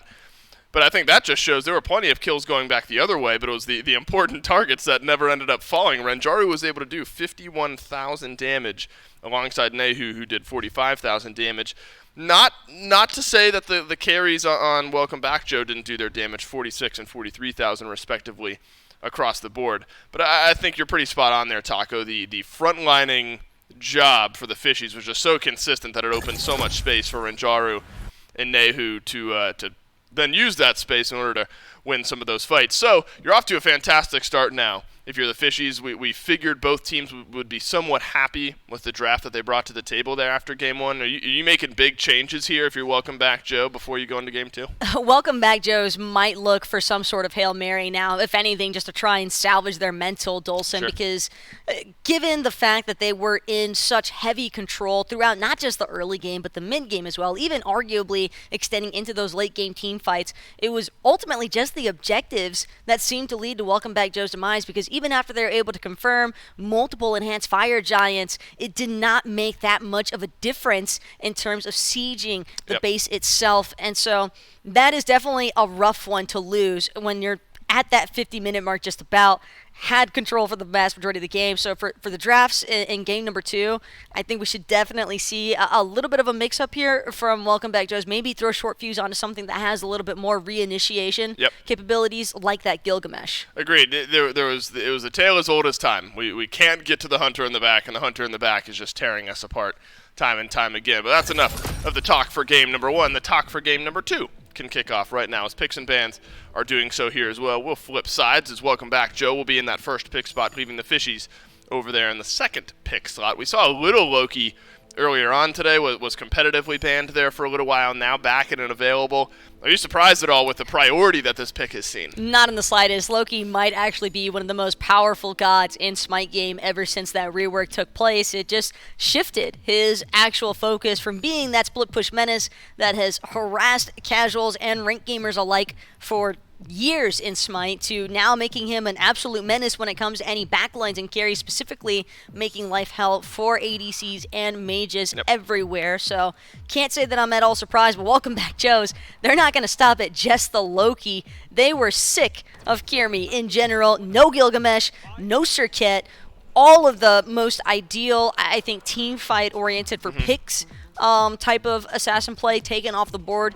But Chiron first pick and leaving open the front line, that is definitely a different type of direction. Yeah, I wonder where Fishies choose to go here in the back end of the Fafnir, because there is plenty in the mid lane, still in Hunter as well, that you'd like to look towards. Danzaburo has seen some priority today in that ban column, hasn't been overwhelming like we had seen at some point here, or at some points here in Season 8 of the SPL. But with still all that's available here, the Fishies think that this Danza is the right direction, especially with Soul still available. But Welcome Back Joes, they are just doubling down on making their backline presence known. Chiron and Soul alongside of the Nike. Have to remember, though, this is still 8.6 bonus patch, and Nike very much susceptible to being taken out with a Sunder. And between Fafnir, Danzaburu, and Raijin, definitely leaning a little bit more towards Fishies on their top three, but that's not to say that Welcome Back Joe couldn't try and round things off here, because there are still a lot of really strong Guardians left up for grabs. There's the likes of an Amir. There's also the capability for Sobek to maybe come into play. Even an Athena could be ideal here for Welcome Back Joes, but primarily speaking, I do like the fact that Welcome Back Joes are throwing Nike for Dishonor. They're trying to prioritize his God selection, since we saw Fishies place so much emphasis in banning away some of his more staple picks. Yeah, I'm intrigued to see how this Nike ends up doing. Nike, for a little while last year, especially at the SPA level, saw some value, even out of the jungle. I think Sino kind of forged that one to some level of success. So I'm intrigued. The big circular slow and of course the shielding, so great at disrupting dive and team fights if that's what the Fishies are looking for, and they might be with a Raijin, Sun Wukong now out of the soul lane to kind of dive into some of those fights as well. Welcome back, Joe. Then on the second wave of their picks here, going to grab Nemesis and Ganesh to round out the draft. So you got Chiron, Soul, Nike, Nem, Ganesh. Seems pretty well rounded. I'm just not really sold on where the crowd control presence is actually going to come from here, Dolson, for this Welcome Back Joe's roster. I like the idea of starting things off with the Soul and the Chiron. I think that is a fairly safe front line, or excuse me, back line to opt for in terms of the carry potential. But Nike, Nemesis, Ganesh, when your best form of crowd control is having to commit slows, I just think that there is a lot of disengaged capability here from Fishies. Their mobility being strong enough as is, I don't even really see those slows being as much of a detriment. And the Ganesh, I think, might just become target focus number one here for the Fishies. And so the Fishies, they bring the Susano into the final stage of the draft here. They've gotten themselves plenty of damage online with Danzaburo, Raijin, even Sun Wukong and Fafnir, we know, can bring plenty of the damage to the table. Fishies, that you win this when you're into the SCC. What is the game plan here for this Fishy squad? Who's target number one over there on Welcome Back, Joe? Again, I think it's all going to be on punishing this Ganesh early on. Ganesh, by far, one of the easier Guardians to try and lock down, because all he's really got to rely on is Dharmic Pillars, and when you're dealing with the likes of Fafnir, that is a hard stun lock potential. It's the same thing for the Susano. A lot of pull back in capability. Typhoon as well. A lot of knock-up capability to kind of just slow down all that aggression and follow-up that you would normally anticipate off the back end. This is a big one. Welcome back, Joe, trying to come back here in this set. Or will the Fishies move on to the SCC? To find out, we'll go down to a man so muscular. Just this morning, I mistook him for 7-time Mr. Olympia winner Arnold Schwarzenegger. It's Gormizer. Yeah, that's me. How'd you know? I thought it was me. Oh, maybe it is Mifflin. I don't know. He said my name, and therefore I guess it's me. Ultimately, man. that comes through. Did cardio this morning though, so I'm not even like on the true pump. Yeah, you gotta get some push-ups in there next time you see him. What is it? Friday I come in, pull day, and Sunday's push day. So those are the real. Keep your eyes peeled. Keep your eyes peeled for that one over the weekends, because I am regimented as hell and will not change anything. So it is guaranteed to happen. Speaking of which, guaranteed to happen is an interesting game ahead of us. Nice. I do not know what is going to happen here. The Fishies find themselves up 1-0 after a long back and forth. And look, I was talking to J-Mac a little bit between the games, and it's just, if North America has anything to showcase here, it is that 45 minutes game one or game two, depending on if it's a 3-game set, typically then translates into a 20-minute game afterward. We'll see if Welcome Back Joe are able to get aggressive early on, if Fishies get aggressive early on, or if I just Casters cursed us into another 50-minute game.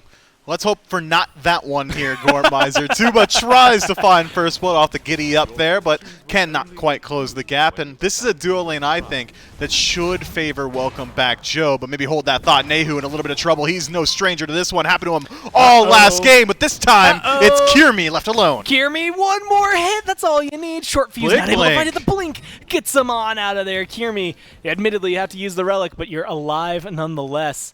Or are you, Orphan? Lurking in the jungle, looking for some blood. Unable to find anything right now. Going to be able to get the back camps, however, over on the side of Short Fuse. Speaking of things going opposite way, Dishonored eats a ton of damage trying to fight Chronic in the 1v1 right there. And low health bars galore. Everybody's low. In fact, now the dual lane's going to go ahead and get involved in it. This time the giddy up works, but is it Orphan who's too deep? It's going to be Short Fuse rotating in, but is it going to be enough? They get the first blood. That's what matters most. And it doesn't seem like they have the follow-up to get the kills onto Oceans. Renjaru both so low, but still out. 3 versus 2, not an issue for Renjaru, who had the dreams of his team on his back last game, and I'm sure he's able to do it yet again. First kill going to go his way. Fishies benefiting from that first blood, and, well, if you have to give it to anyone on the team after the performance we saw in Game 1, and we got plenty of data from Game 1, I think Renjaru is the best target for it. Yeah, a lot of triple kills that came out for the then Jingwei, now Danzaburo. This has been the favorable matchup that we've seen in the SBL, the Danza into the Chiron. Is Chiron in danger here? Kierme's hanging out, but Kierme is looking more for a purple buff, being able to steal away just a little bit, but something nonetheless. Maybe even able to pick up Orphan after the fact. Locked between 3, stunned out, but nothing's going to come out of this one. They're going to fall back, happy to just steal away the experience. Yeah, Kierme slows down his own farm, heads back to base at level 2 to pick up Boots 1, comes back, steals away a purple buff. Nice start to make sure Renjaru's lead gets even further ahead. Renjaru not actually benefiting from the experience itself, but instead it's about the denial. Tuba doesn't get any of that farm. Orphan doesn't get any of that farm either, and that's just going to lead to a ahead Danzaburo. And we've called Danzaburo the god of winning or losing harder. Right now, winning, but maybe not enough so to really guarantee him to push that lead. No beats for another minute there on Renjaru, so maybe a spot to get aggressive for Welcome Back Joe. Because otherwise it's going to be goodbye Joe. They have a lot that they need to figure out here in this game just to make sure that they can withstand the onslaught that Fishies throw at them. And we have to remember early on, like for Fishies, first off, this is the first time we've seen them have a lead this early. Last game, it was Welcome Back Joe for the first few minutes. Now it might continue to be Welcome Back Joe, or sorry, Fishies here, who are going to be able to get aggressive. Chronic's clone diving the tier 1. Nobody else strong enough or willing enough to dive that one. But that showcases where their pressure is. Dishonored takes a lot of damage in the process of just getting back to the tower. Gore, I'm going to use you as a sounding board here. I think calling it the Sun Wukong clone, the Somersault Cloud clone, the Monkey clone, I don't like that. How about Wu 2? I like Wu 2. Yeah, Wu 2 is good. It's like a second Wukong. And Wu 2's chasing him down under the tower. Yeah, that sounds better. I love it. All right, we're gonna incorporate that into the entirety of the SPL from here on out. I'll make sure to send that out in an email. Aggro's off this week. I'll let them know that it's now a part of our permanent zeitgeist. That's how we're gonna speak. Look, we dropped Forp and Gorp because it's bad.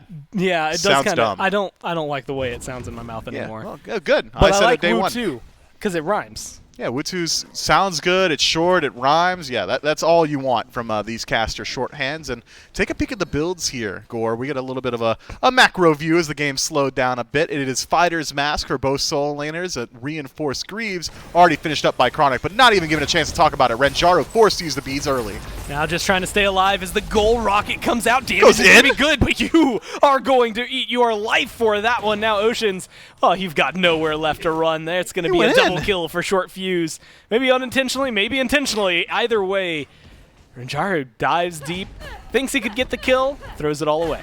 Hey, can't fault him for it. Orphan and Tuba both dropped to sub 100 HP inside of that engagement. We're able to sustain back up off a little bit of healing from the Chiron passive. But Renjaru, I can't believe it, man. The willingness, the disregard for his own life to re-engage that one. Had a clear path to ride the rocket out. Instead, decides that he likes his odds in that fight, and unfortunately does not win that engagement. It was a one-level lead for the Danzaburo going into that one, and that's been equalized. Tuba closed it back up. Now they're both level 6. Now just trying to find the pressure. Where is it going to go? I always look to the junglers for that one. Short Fuse has been kind of guiding things more so than on the Daji last game, right? I mean, Daji, we're like, oh, there's no beads on the other side. This is a clean game. We know you're going to be able to get aggressive. Well, now it's a 2-0 Nemesis. Speaking of the junglers, though, it's going to be Kiermi. Gets the knock-up too, but there's no way you're getting out of that one. Kiermi finds the lockdown onto the opposing Hunter. They're able to keep this one tied up 2 for 2. Yeah, let that be a lesson. Nobody's allowed to sit in the long lane against Cure Me for 5 minutes and go undying. Instead, though, it is the Typhoon to secure that kill. Welcome back, Joe. Able to get the Greater Scorpion for themselves, spawning up that Gold Fury. It is a bit of a double-edged sword, though, getting that Gold Fury coming up, considering it's actually Renjaru who's got a pretty decent hold on that lane, an entire level lead. Going to be stacking that Transcendence very soon as well. Means that the Fishies, who already have control of the dual lane, now have a POI to go towards. Now Renjaru is going to be in a little bit of danger. The rocket blocked. Short Fuse takes the dive to be able to get that one, and those Dharmic pillars are just precariously placed to make sure that he can't get out of there. Good kill coming down from Welcome Back Joe as they get aggressive. And I was going to mention the fact that last purple buff, Fishies were able to strip away from Welcome Back Joe. And now it feels like they're going to be able to go right back and get their own enhanced purple. In fact, they're getting aggressive still. Ocean's forced to leap over the wall. No buffs to take over there just yet. That red buff soon enough coming back.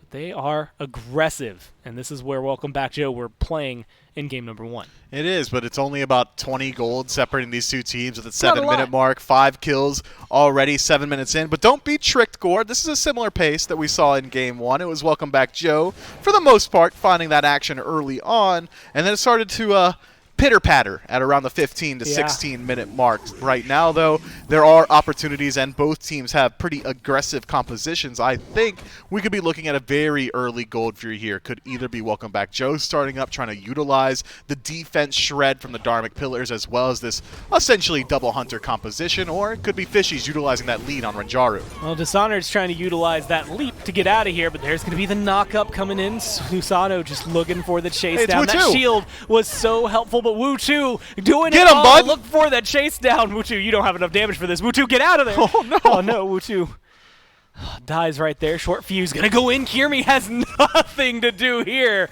and that's going to be a Scorpion and a kill going the way of Short Fuse. Man, poor Kiermi just wants to pick up a admittedly small bit of gold from that Scorpion, but loses his life for it. Chronic not quite able to secure the kill either on the Dishonored, who is now benefiting from a 1-level lead. So there's almost 2 stories to this game. So far, Renjaru's had the better end of the majority of the engagements over on this long lane, and Dishonored's been doing the exact same thing over in the short. So Welcome Back Joe has essentially free reign of the map. Where do you want to go? Well, Tuba's trying to shift up the narrative already, getting aggressive inside of that tower. Renjaru on the defensive. Panda Turtle with aggressive positioning, stunned out. Orphan goes in. Nehu knocked up and looking to be controlled. The Ganesh silence is good. The Dharmic Pillars so well placed, and that's going to be Orphan who gets the kill. Credited to Short Fuse there thanks to the Ganesh passive. And a really good play from him, but is it going to be too much? Panda Turtle overstays their welcome. Ocean's able to help turn one around. Chronic with a great rotation in to make sure that one stays even. Yeah, Ocean said he'd taken even just 2 more Archer shots, would have lost his life there. Thin margins to keep the support alive. Fafnir, wow, now 1-1-3, has been a part of 4 kills. The exact same on the other side for Welcome Back Joe's support, but gotta give credit where it's due, man. That Dharmic Pillar placement, the ability to snipe him out with the first ability. Ganesh doing a lot for his squad there. Even if it does look like Short Fuse is doing everything, that's 1 kill we can say he didn't earn. Yeah, and that one, it's rare that you get to see it. You know, Ganesh passive, especially in the middle of a team fight, you don't always see when he actually gets the last hit. That one was very visible. Clear. But it was Orphan who gifts that one on over. It's the 5-in-1 slash line either way for Welcome Back Joe.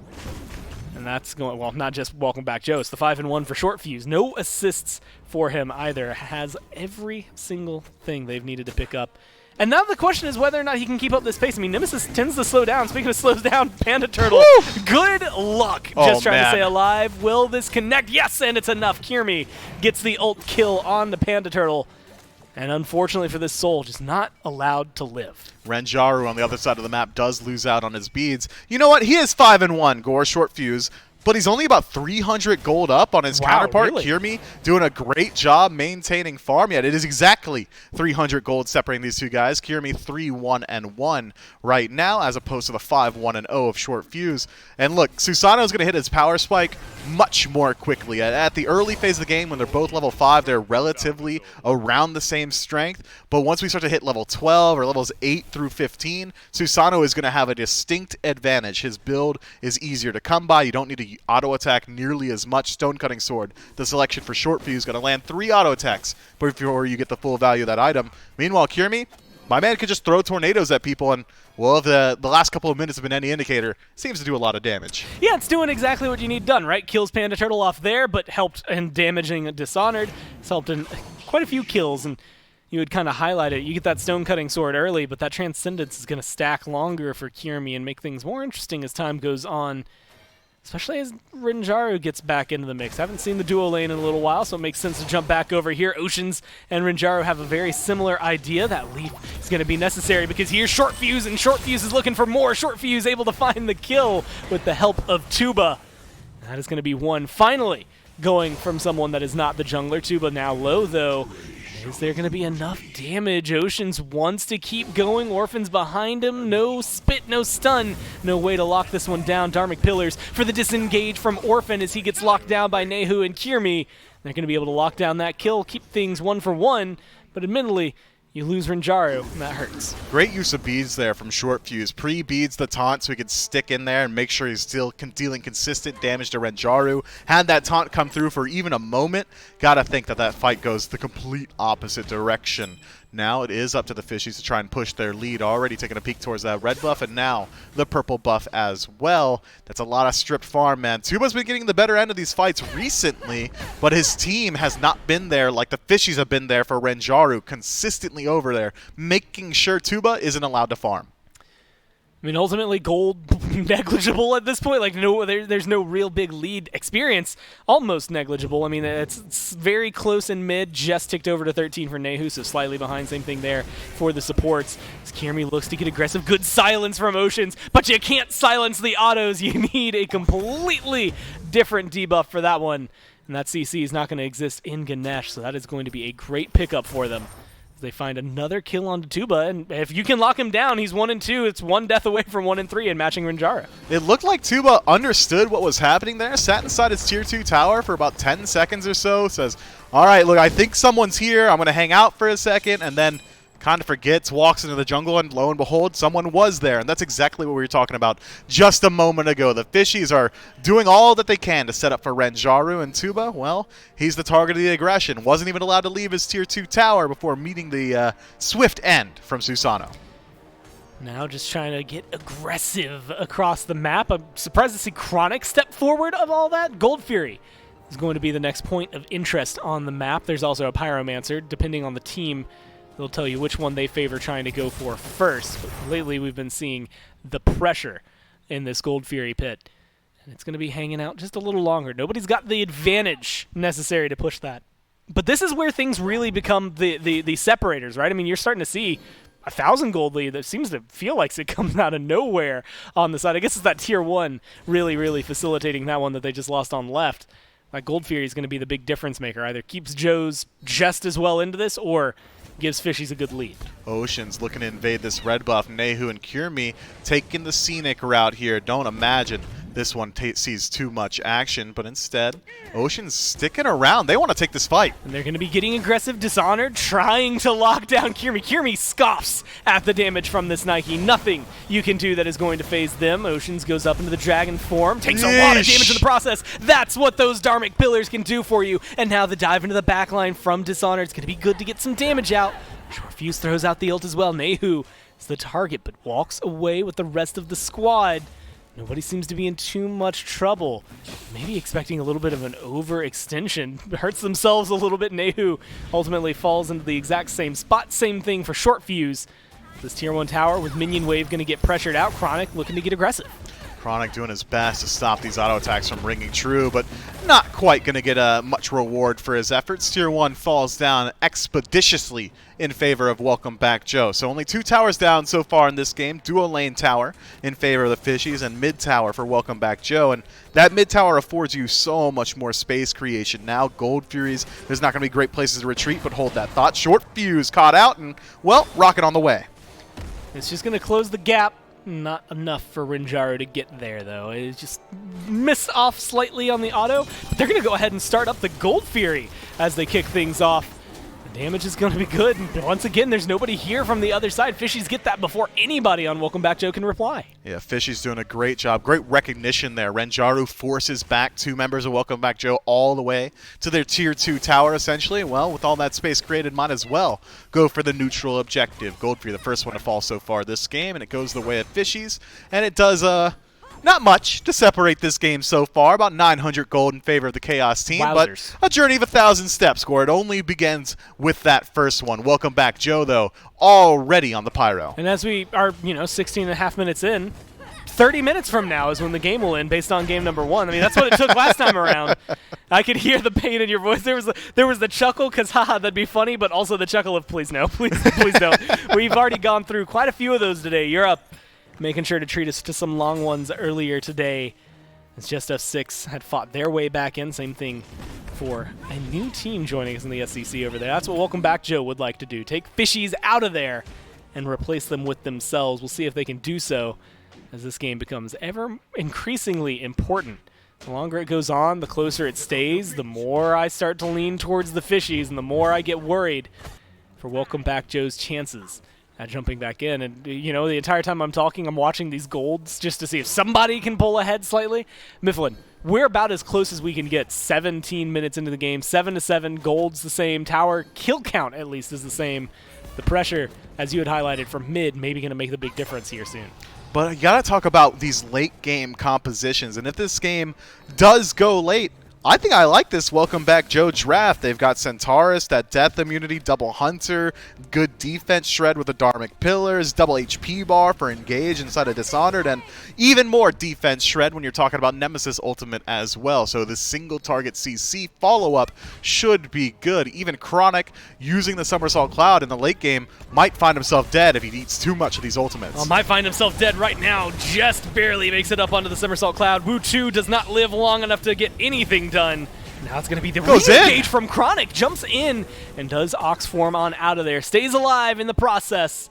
That's exactly what you would need from a solo laner who ate a lot of damage, a lot of ults. 4 for 3 used there. Welcome Back Joe, dumping everything they could, but not able to walk away with a kill. Man, Chronic's damage output there was ridiculous. Lands down into 3, is immediately followed up by his team, and now trying to get involved yet again. Fishies taking their eyes towards this Tier 1 tower. Target was Orphan.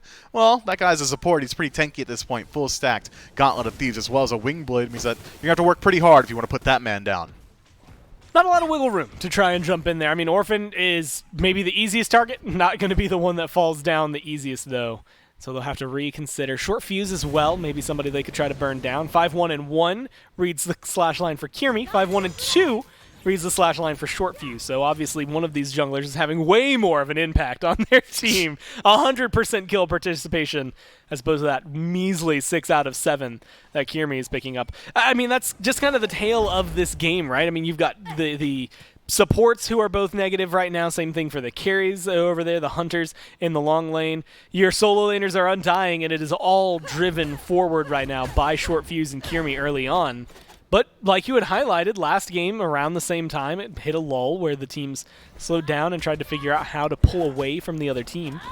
We're in the exact same position here in Game 2 where neither has figured out how exactly to pull away from the other team.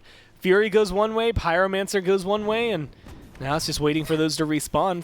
Still feels too early for a Fire Giant between these two teams. Yeah, last time around, it was Fire Giant around this time, but it was Fishies who get the Fire Giant and trade out 5 of their lives. Sure, I doubt that they're looking to reprise that performance. Instead, going to play it a little bit more slow pace. Don't want to flub this lead that they've established for themselves already. Instead, the next POI likely going to be this Primal Fury once it respawns. Renjaro was off to a very fast start this game, but has since slowed it down and instead allowed the rest of his team to be the ones to deal with Tuba, who has unfortunately received the ire of Cure Me time and time again. 3 of his 5 kills, I believe, or 2 rather, are on to Cure Me. Now, Primal Fury respawning. It's actually Welcome Back Joe who's there first, establishing the defensive positioning. Oracle's spawning up soon. That vision's pretty important. Well, you said establish the defensive positioning. They also gave it up pretty Yeah, walk quickly there. away. They said, we'll defend this. No, we won't. And then walked away as fast as they could. Oracles end up going the way of Fishies this time around. Primal Fury in about the 30-second-ish mark for its respawn. We should be jumping back pretty soon. That's going to be the back coming out from Fishies as well, granting, once again, a little bit of room to Welcome Back Joe, but it's more of what they can do with that room. Keep your eyes on these soul laners, Gormizer. Once they start to rotate out, that's when you know it's actually a commitment onto the objective. Already we see Chronic working his way over to the left-hand side. It's so hard to make your soul laners leave that lane, man. They hate it. So the second they come over, they need to get something done. And it is the Gold Fury being looked at initially. 5 stack from the Fishies here. It's going to be Panda Turtle last to join the fight, coming through mid. In Game 1, it was Dishonored's rotation to the Fury that made the biggest play. That was much earlier on in the game, though. Now, we'll see if having Chronic over here is going to make a big difference. Dishonored's hanging out with everyone as well. The only person semi-far away is Short Fuse, and well, they're just in duo, making their way over here pretty soon. It's whether they might go for a loop around, what kind of strategy they might try to approach this Fury with, as the Primal Fury leashed and leashed and leashed again by Fishies. It's Dishonored, of all people, who's hanging out in the backline. Yeah, nobody on the Fishies knows that he's there. Renjaru has isolated himself, so if Dishonored finds an opportunity, could look to jump in here, look for some displacement, look for some sort of disruption in the backline. But if the Fishies don't start up Fire Giant, there's no reason for Welcome Back Joe to get involved. Chronic, first one in, loses out on over half his HP. Goes in and leaves Wu 2 out to die. Tries to hang out on the Somersault Cloud, staying alive. Short Fuse incredibly low, and that might be good enough damage. The great Dharmic Pillars at least isolating and locking down people like Oceans, but the damage is still good. Panda Turtle as well as Short Fuse taken down in one fell swoop. Kirmi gets one, Chronic gets the other, and now it's Orphan with one more hit, one more kill for Kirmi. Nehu stays alive through that. Dishonored chases them down to what feels like the ends of the earth, but not able to find and isolate the kill. And so that is a good 3-for-none trade in favor of the Fishies. Man, ain't that the story of a Nike's life, man? Is able to isolate Nehu, forces him out, completely removes him from the team fight, but his team loses out on the engagement anyway. Dishonored's got to be wondering, hey guys, what happened, man? They didn't have their Raijin. What's going on? But instead, it's Fishies with superior dive off the back of a phenomenal pull from Kirmi, and now it's the Fire Giant, the target of the aggression. 15 seconds left on nearest respawn. Dishonored, no ultimate available, and, well, Tuba's on the opposite side of the map in a different zip code. This Fire should be free. The Primal Fury, who? We don't need you right now. We'll get the Fire Giant. Presumably the Pyromancer just afterward, because why not? We'll have to see if that one actually does shake through. It looks like Nehu might want to start it, but nobody else seemed to be on the same page. They're going to lose a Tier 2 for it, but I'd say a small price to pay. Granted, it's 2,000 gold because that Tier 1 was standing just prior. A Welcome Back Joe scoop up. But Mifflin, all that for 500 gold lead on Welcome Back Joe, and 5 towers still standing with a full team of Fire Giant on the other side. Goodness, I've never seen a game remain this close in terms of gold for this long. I mean, we are 23 minutes, 24 minutes rather, 17 kills, and still somehow less than a couple hundred gold separating these two teams. Fire Giant on 5 members, though, as you already highlighted, with all these gold caches on the map, with Primal Fury falling as well. It's only a matter of time before the Fishies give us our first real separation of this one. Tier 1s, don't defend those. Welcome Back Joe. Maybe a soft defense on these Tier 2s with the Fishies. They've got decent siege potential, and they're willing to use it. I'm looking to get this Tier 1. This is not somewhere you defend. If you are Welcome Back Joe, but they're going to go for it. Dharmic Pillars are dropped. Nehu eats a ton of damage. Dishonored looking for the peel, but not able to find it. Goes for the jump, but once again, you find yourself in that awkward position. That shield goes up, and that shield's going to come down. Renjaru, of all people, the first to fall. Dishonored is still alive, and Dishonored still walks out. They're going to be able to get rid of Wu 2. Can they get rid of Oceans in the process? Yes! The answer is Panda Turtle. Double kill for them. as everyone else is looking to just retreat. What a defense on a tier 1 in mid of all things. Hey, welcome back, Joe. Sorry, I questioned your shot calling. I thought defending a tier 1 would have been a bad call, but Orphan with a great Dharmic Pillar separates the engagement. Renjaru thinks he's a little bit stronger than he is and goes in, but now it's a turnaround. 3 versus 5, not concerned. Kirmi blinks forward, finds the pull, and the first kill this fight for his team. This is the kind of game, and I'm going to allude to beads, this four, as four? well as they get aggressive. I mean, maybe big braining their way into a not quite big brain play. The beads just burned there for Chronic as they're getting aggressive. This is an Uno reverse card being played on top of an Uno reverse card on top of an Uno reverse card. Like, it's just constantly going back and forth between these two. Yeah, look, maybe Chronic just saw how hype Kirmi's pre-beads blink-in play was, so he didn't get disrupted on his I want pull. to do that. He's like, yo, I could do that. I got beads. Let me pop it. And then turn into an Ox, which is already knock-up immune, which is already immune to a lot of forms of CC. Knockback as well. Orphan would have struggled to stop that one from following up, but now Fishies with Fire Giant on 3 members still like their odds inside this engagement. Not nearly as confident in their odds, though, considering Dishonored has 2 HP bars and Orphan is a tank that's level 19, maybe lacking the burn potential to put them down. But Tier 2 Tower can't say the same. If they're able to close gap, should be able to drop it. You gotta keep your eyes on that Sunder as well. 8 seconds before that comes back. Dishonored, that shield means a lot. Oh no, it's to happening them. again. There's gonna be the Typhoon. They look to mount the defense right here. Those Dharmic Pillars have paid dividends throughout this game. But it finally seems like this one's not going to be enough. Ult for ult, maybe 2 ults for 2 ults. Tuba uses theirs to get some damage out there, maybe for some safety. Either way, burned down at this point, but that Tier 2 tower still standing. That's ultimately what you need with the Fire Giant. Only 30, 40 seconds left. It's going to get burned away. Gore, I'm still reeling, man. If it's that easy to defend, I've got a bone to pick with every Ganesh player I've ever had the displeasure of playing with. The Orphan just drops Dave. Dharmic Pillar, and the entirety of Fishies scatter to the wind, man. Carried by the breeze in 4 separate directions. Not sure how to deal with that one. No, it makes sense. They didn't draft around it. They didn't build their relics around it. Normally, you'll see something like a Heavenly Sprint to deal with the Dharmic Pillar. Just pop it, walk through the line, you take 1 tick of damage, big whoop. Not a big deal. Instead, though, the aggressive relic selection from Oceans has been dictating the pace of this game. If Oceans starts off a fight, great for them. You got the Sunder, you got the Horrific. If they aren't starting the fight, well, welcome back, Joe, have been able to turn it around in their favor here and there. Now it's about whether or not they can defend on this Fire Giant. And if they were willing to defend a Tier 1 tower, gotta think they're going to step up to the FG. I mean, there's no way you don't, right? Like, I mean, you have to get aggressive on something like that. It seems asinine to think otherwise, but Dishonored going to be the one who's under the ire of the Fishies and gets out with their lives. Doesn't have to use any relics. Feels pretty solid if you're Dishonored. That's the second, third time I've seen them get aggressive onto them, and unfortunately for the Fishies, this Nike too slippery for them to lock down. Fire Giant's coming up in a few seconds, and right now Fishies have the aggressive positioning. So last time we got Fire Giant on the side of the Fishies, 2 Tier 1 towers fell. We were looking at about 300 gold separating these 2 teams. Fire Giant power play netted them about 1,000 gold in the lead, but it is still a gold lead, and the Fishies are trying to utilize it to defend this Fire Giant, to defend their positioning around the Fire Giant. Orphan steps forward, gets a Raiju placed on him, as indicated by the giant banana above his head, and then immediately disengages.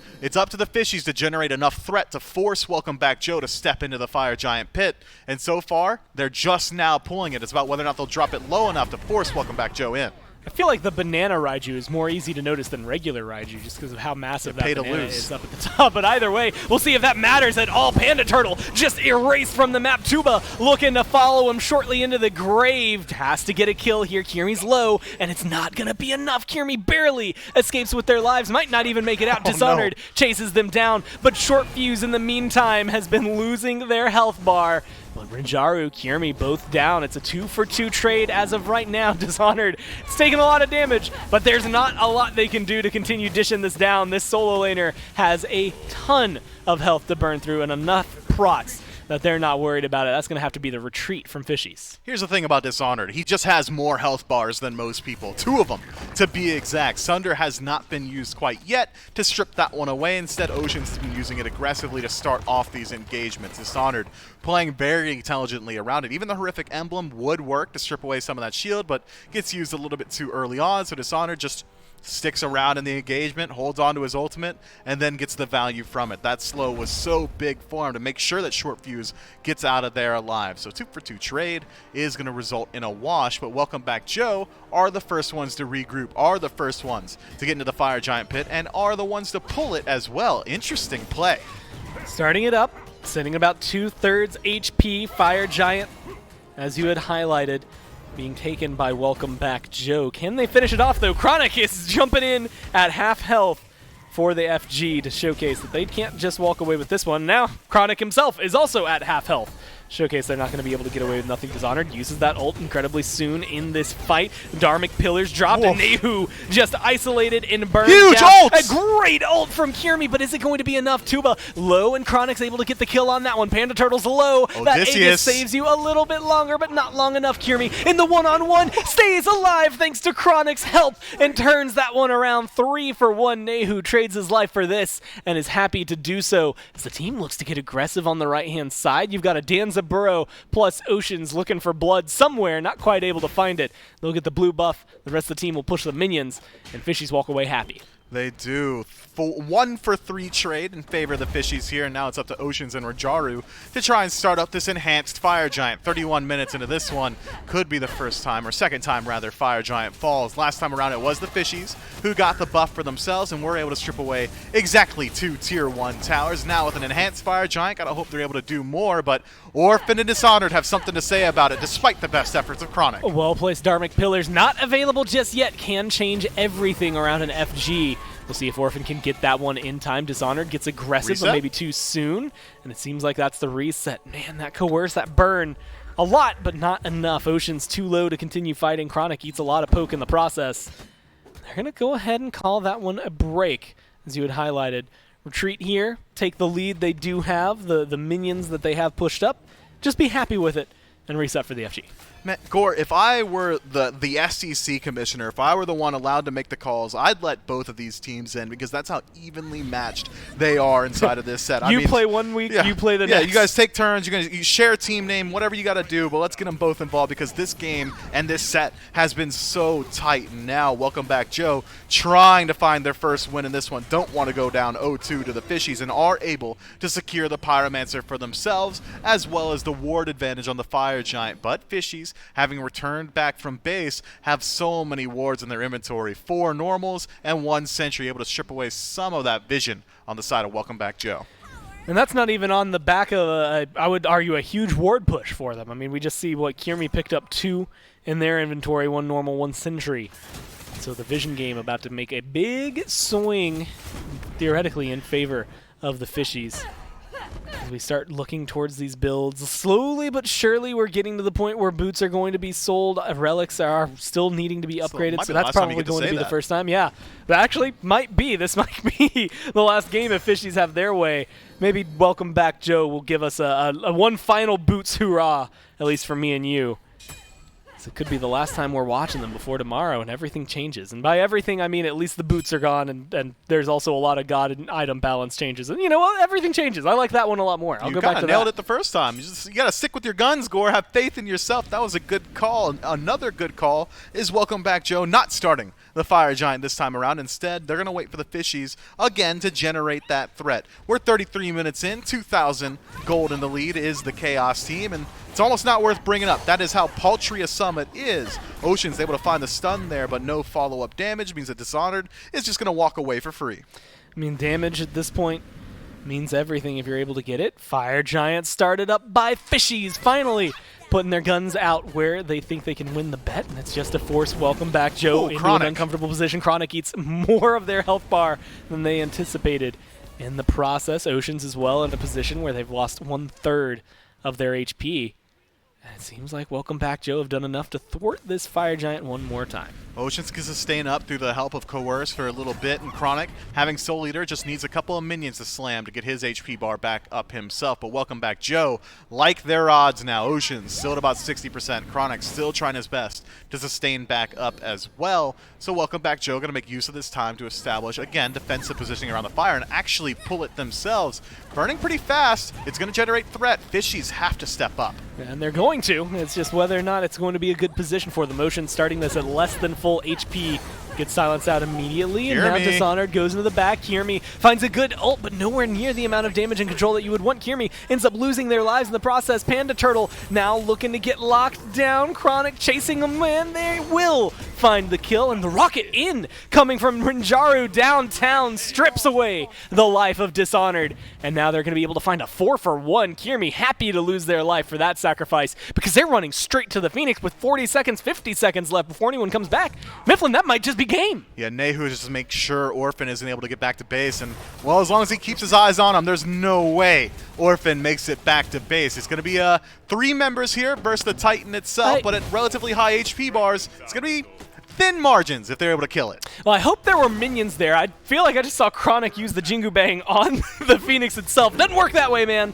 Either way, probably cleared out the minions. Knocking down the Titan's health. Orphan distracted. Nehu, of all people, running it down, but there's going to be Oceans barely surviving that one. Titan goes down. Fishies go forward. They're back in the SCC this time around, and I'm sure they're feeling happy. Congratulations to the Fishies and welcome back to the SCC. It's always been a pleasure to have you, and now another year with you. It's going to feel pretty good for us on the casting team Hold as on. well. Just a phase, not a full year. They don't- just another phase. Look, you know there's what? Phase 3 You're later. getting knocked out next phase. You heard it here first from Gore.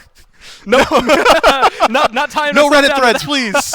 not tying myself down to that one. No, they fight their way right back into it. Again, phase 1 didn't go the way you wanted. You wouldn't be here otherwise, but we'll see what you have to offer there in phase number 2. I'm sure I'm excited. I know Mifflin's excited to see what you're going to be able to bring, especially after some close games like that. We'll break this one down and then move on to the last set of the day in North America right after this.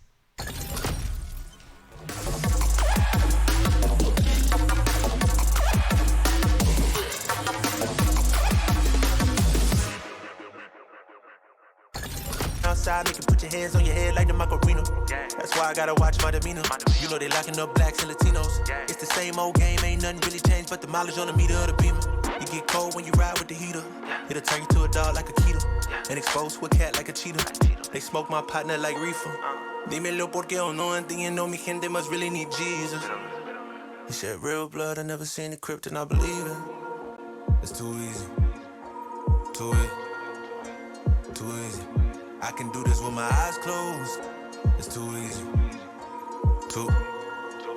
It's too easy. I can do this with my eyes closed. It's too easy. It's too easy. I can do this with my eyes closed. It's too easy. It's too easy. I can do this with my eyes closed.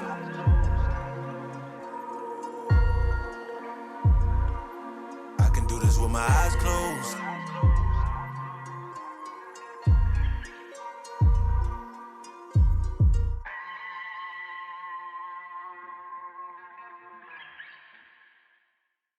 I don't know if I'm okay. I don't see the light of day. Looking up to higher ground, thinking that'll be your sweet escape. These days gotta schedule the romance. They say that love is a slow dance. A short bike ride to the crib using no hands. Oh, did it feel like I'm floating? But I'm falling with both eyes closed when I let the world spin. Testing the water, she got my nerves tense. Back when I ain't even have a purpose, I was so eager to learn some things. Anxiety bring out the worst in me.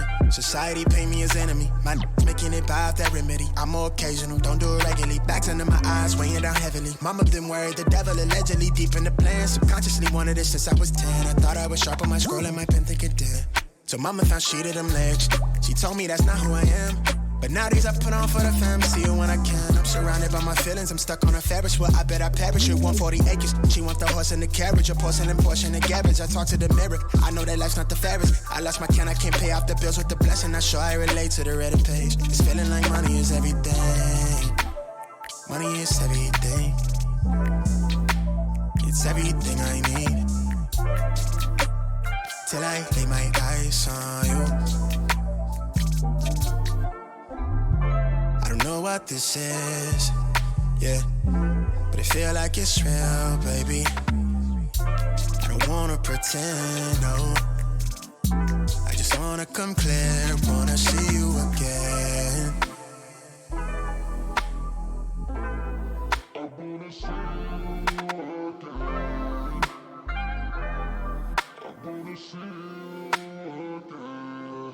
Yeah, young, it's the thing, it's This was everything I need, right? Not so fond of change. I'm too caught up in my way of thinking. I get by on me. No, I don't need nobody. Yes, I was so naive. Somehow I'm still all in on me. Yeah. Way too many times I let the ball drop. Now I'm Steph Curry with the wrist flick, so they cold shoulders never defrost. No deal, but I pre-floss with the money tree in a deep pot. So I'm corner lanes with the rundown. Bitch, I'm all in the field with the cleats off. Everything that I want out of reach, I had the tunnel vision, couldn't see far. Negative vibes that I feed off got me up and down like a seesaw. All these decoys hit the destroy. Usually keep it poised, but it's ultra violent with the power moves when I deep.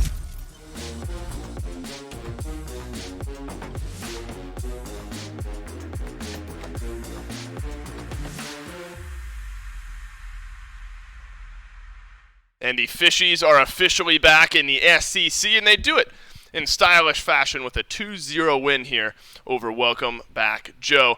And look, that's exactly what you want to see from this Fishies team. They had a tough time in the first phase of the SCC. Now they're able to get a convincing win under their belt, clean slate moving in to the next phase of the SCC. Taco with me this time, one final time on the desk to break this one down. And Taco, after what we saw in Game 1, it seemed like, and now in Game 2, seemed like the Fishies were just going to be a little bit too consistent for Welcome Back Joe here today.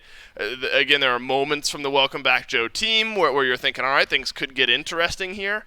But then down the stretch, the team fighting just felt a little bit better from the Fishies here. One player name for you, and that's going to be Kirmi. I think that Susano performance was everything that the Fishies could have asked for and more. He was just all over the place. That mobility that we talked about on the desk certainly ringing true here for Kirmi, and a lot of these team fights just had perfect patience a lot of times with these Typhoons, and they were just such huge displacers, really put a complete halt the vast majority of the time to a lot of those Nemesis initiations. Same thing for Nike on Dishonored. It just seemed as though Welcome Back Joe just had an incredibly difficult time trying to just emphasize on one simple target focus. And remember, that's something you were concerned about going into this game. Not like the shot calling, maybe not so much, but you were talking about that mobility. You were concerned about that for this Welcome Back Joe team, where notably the Ganesh, and I'm sure we'll see this reflected in the post-game stats after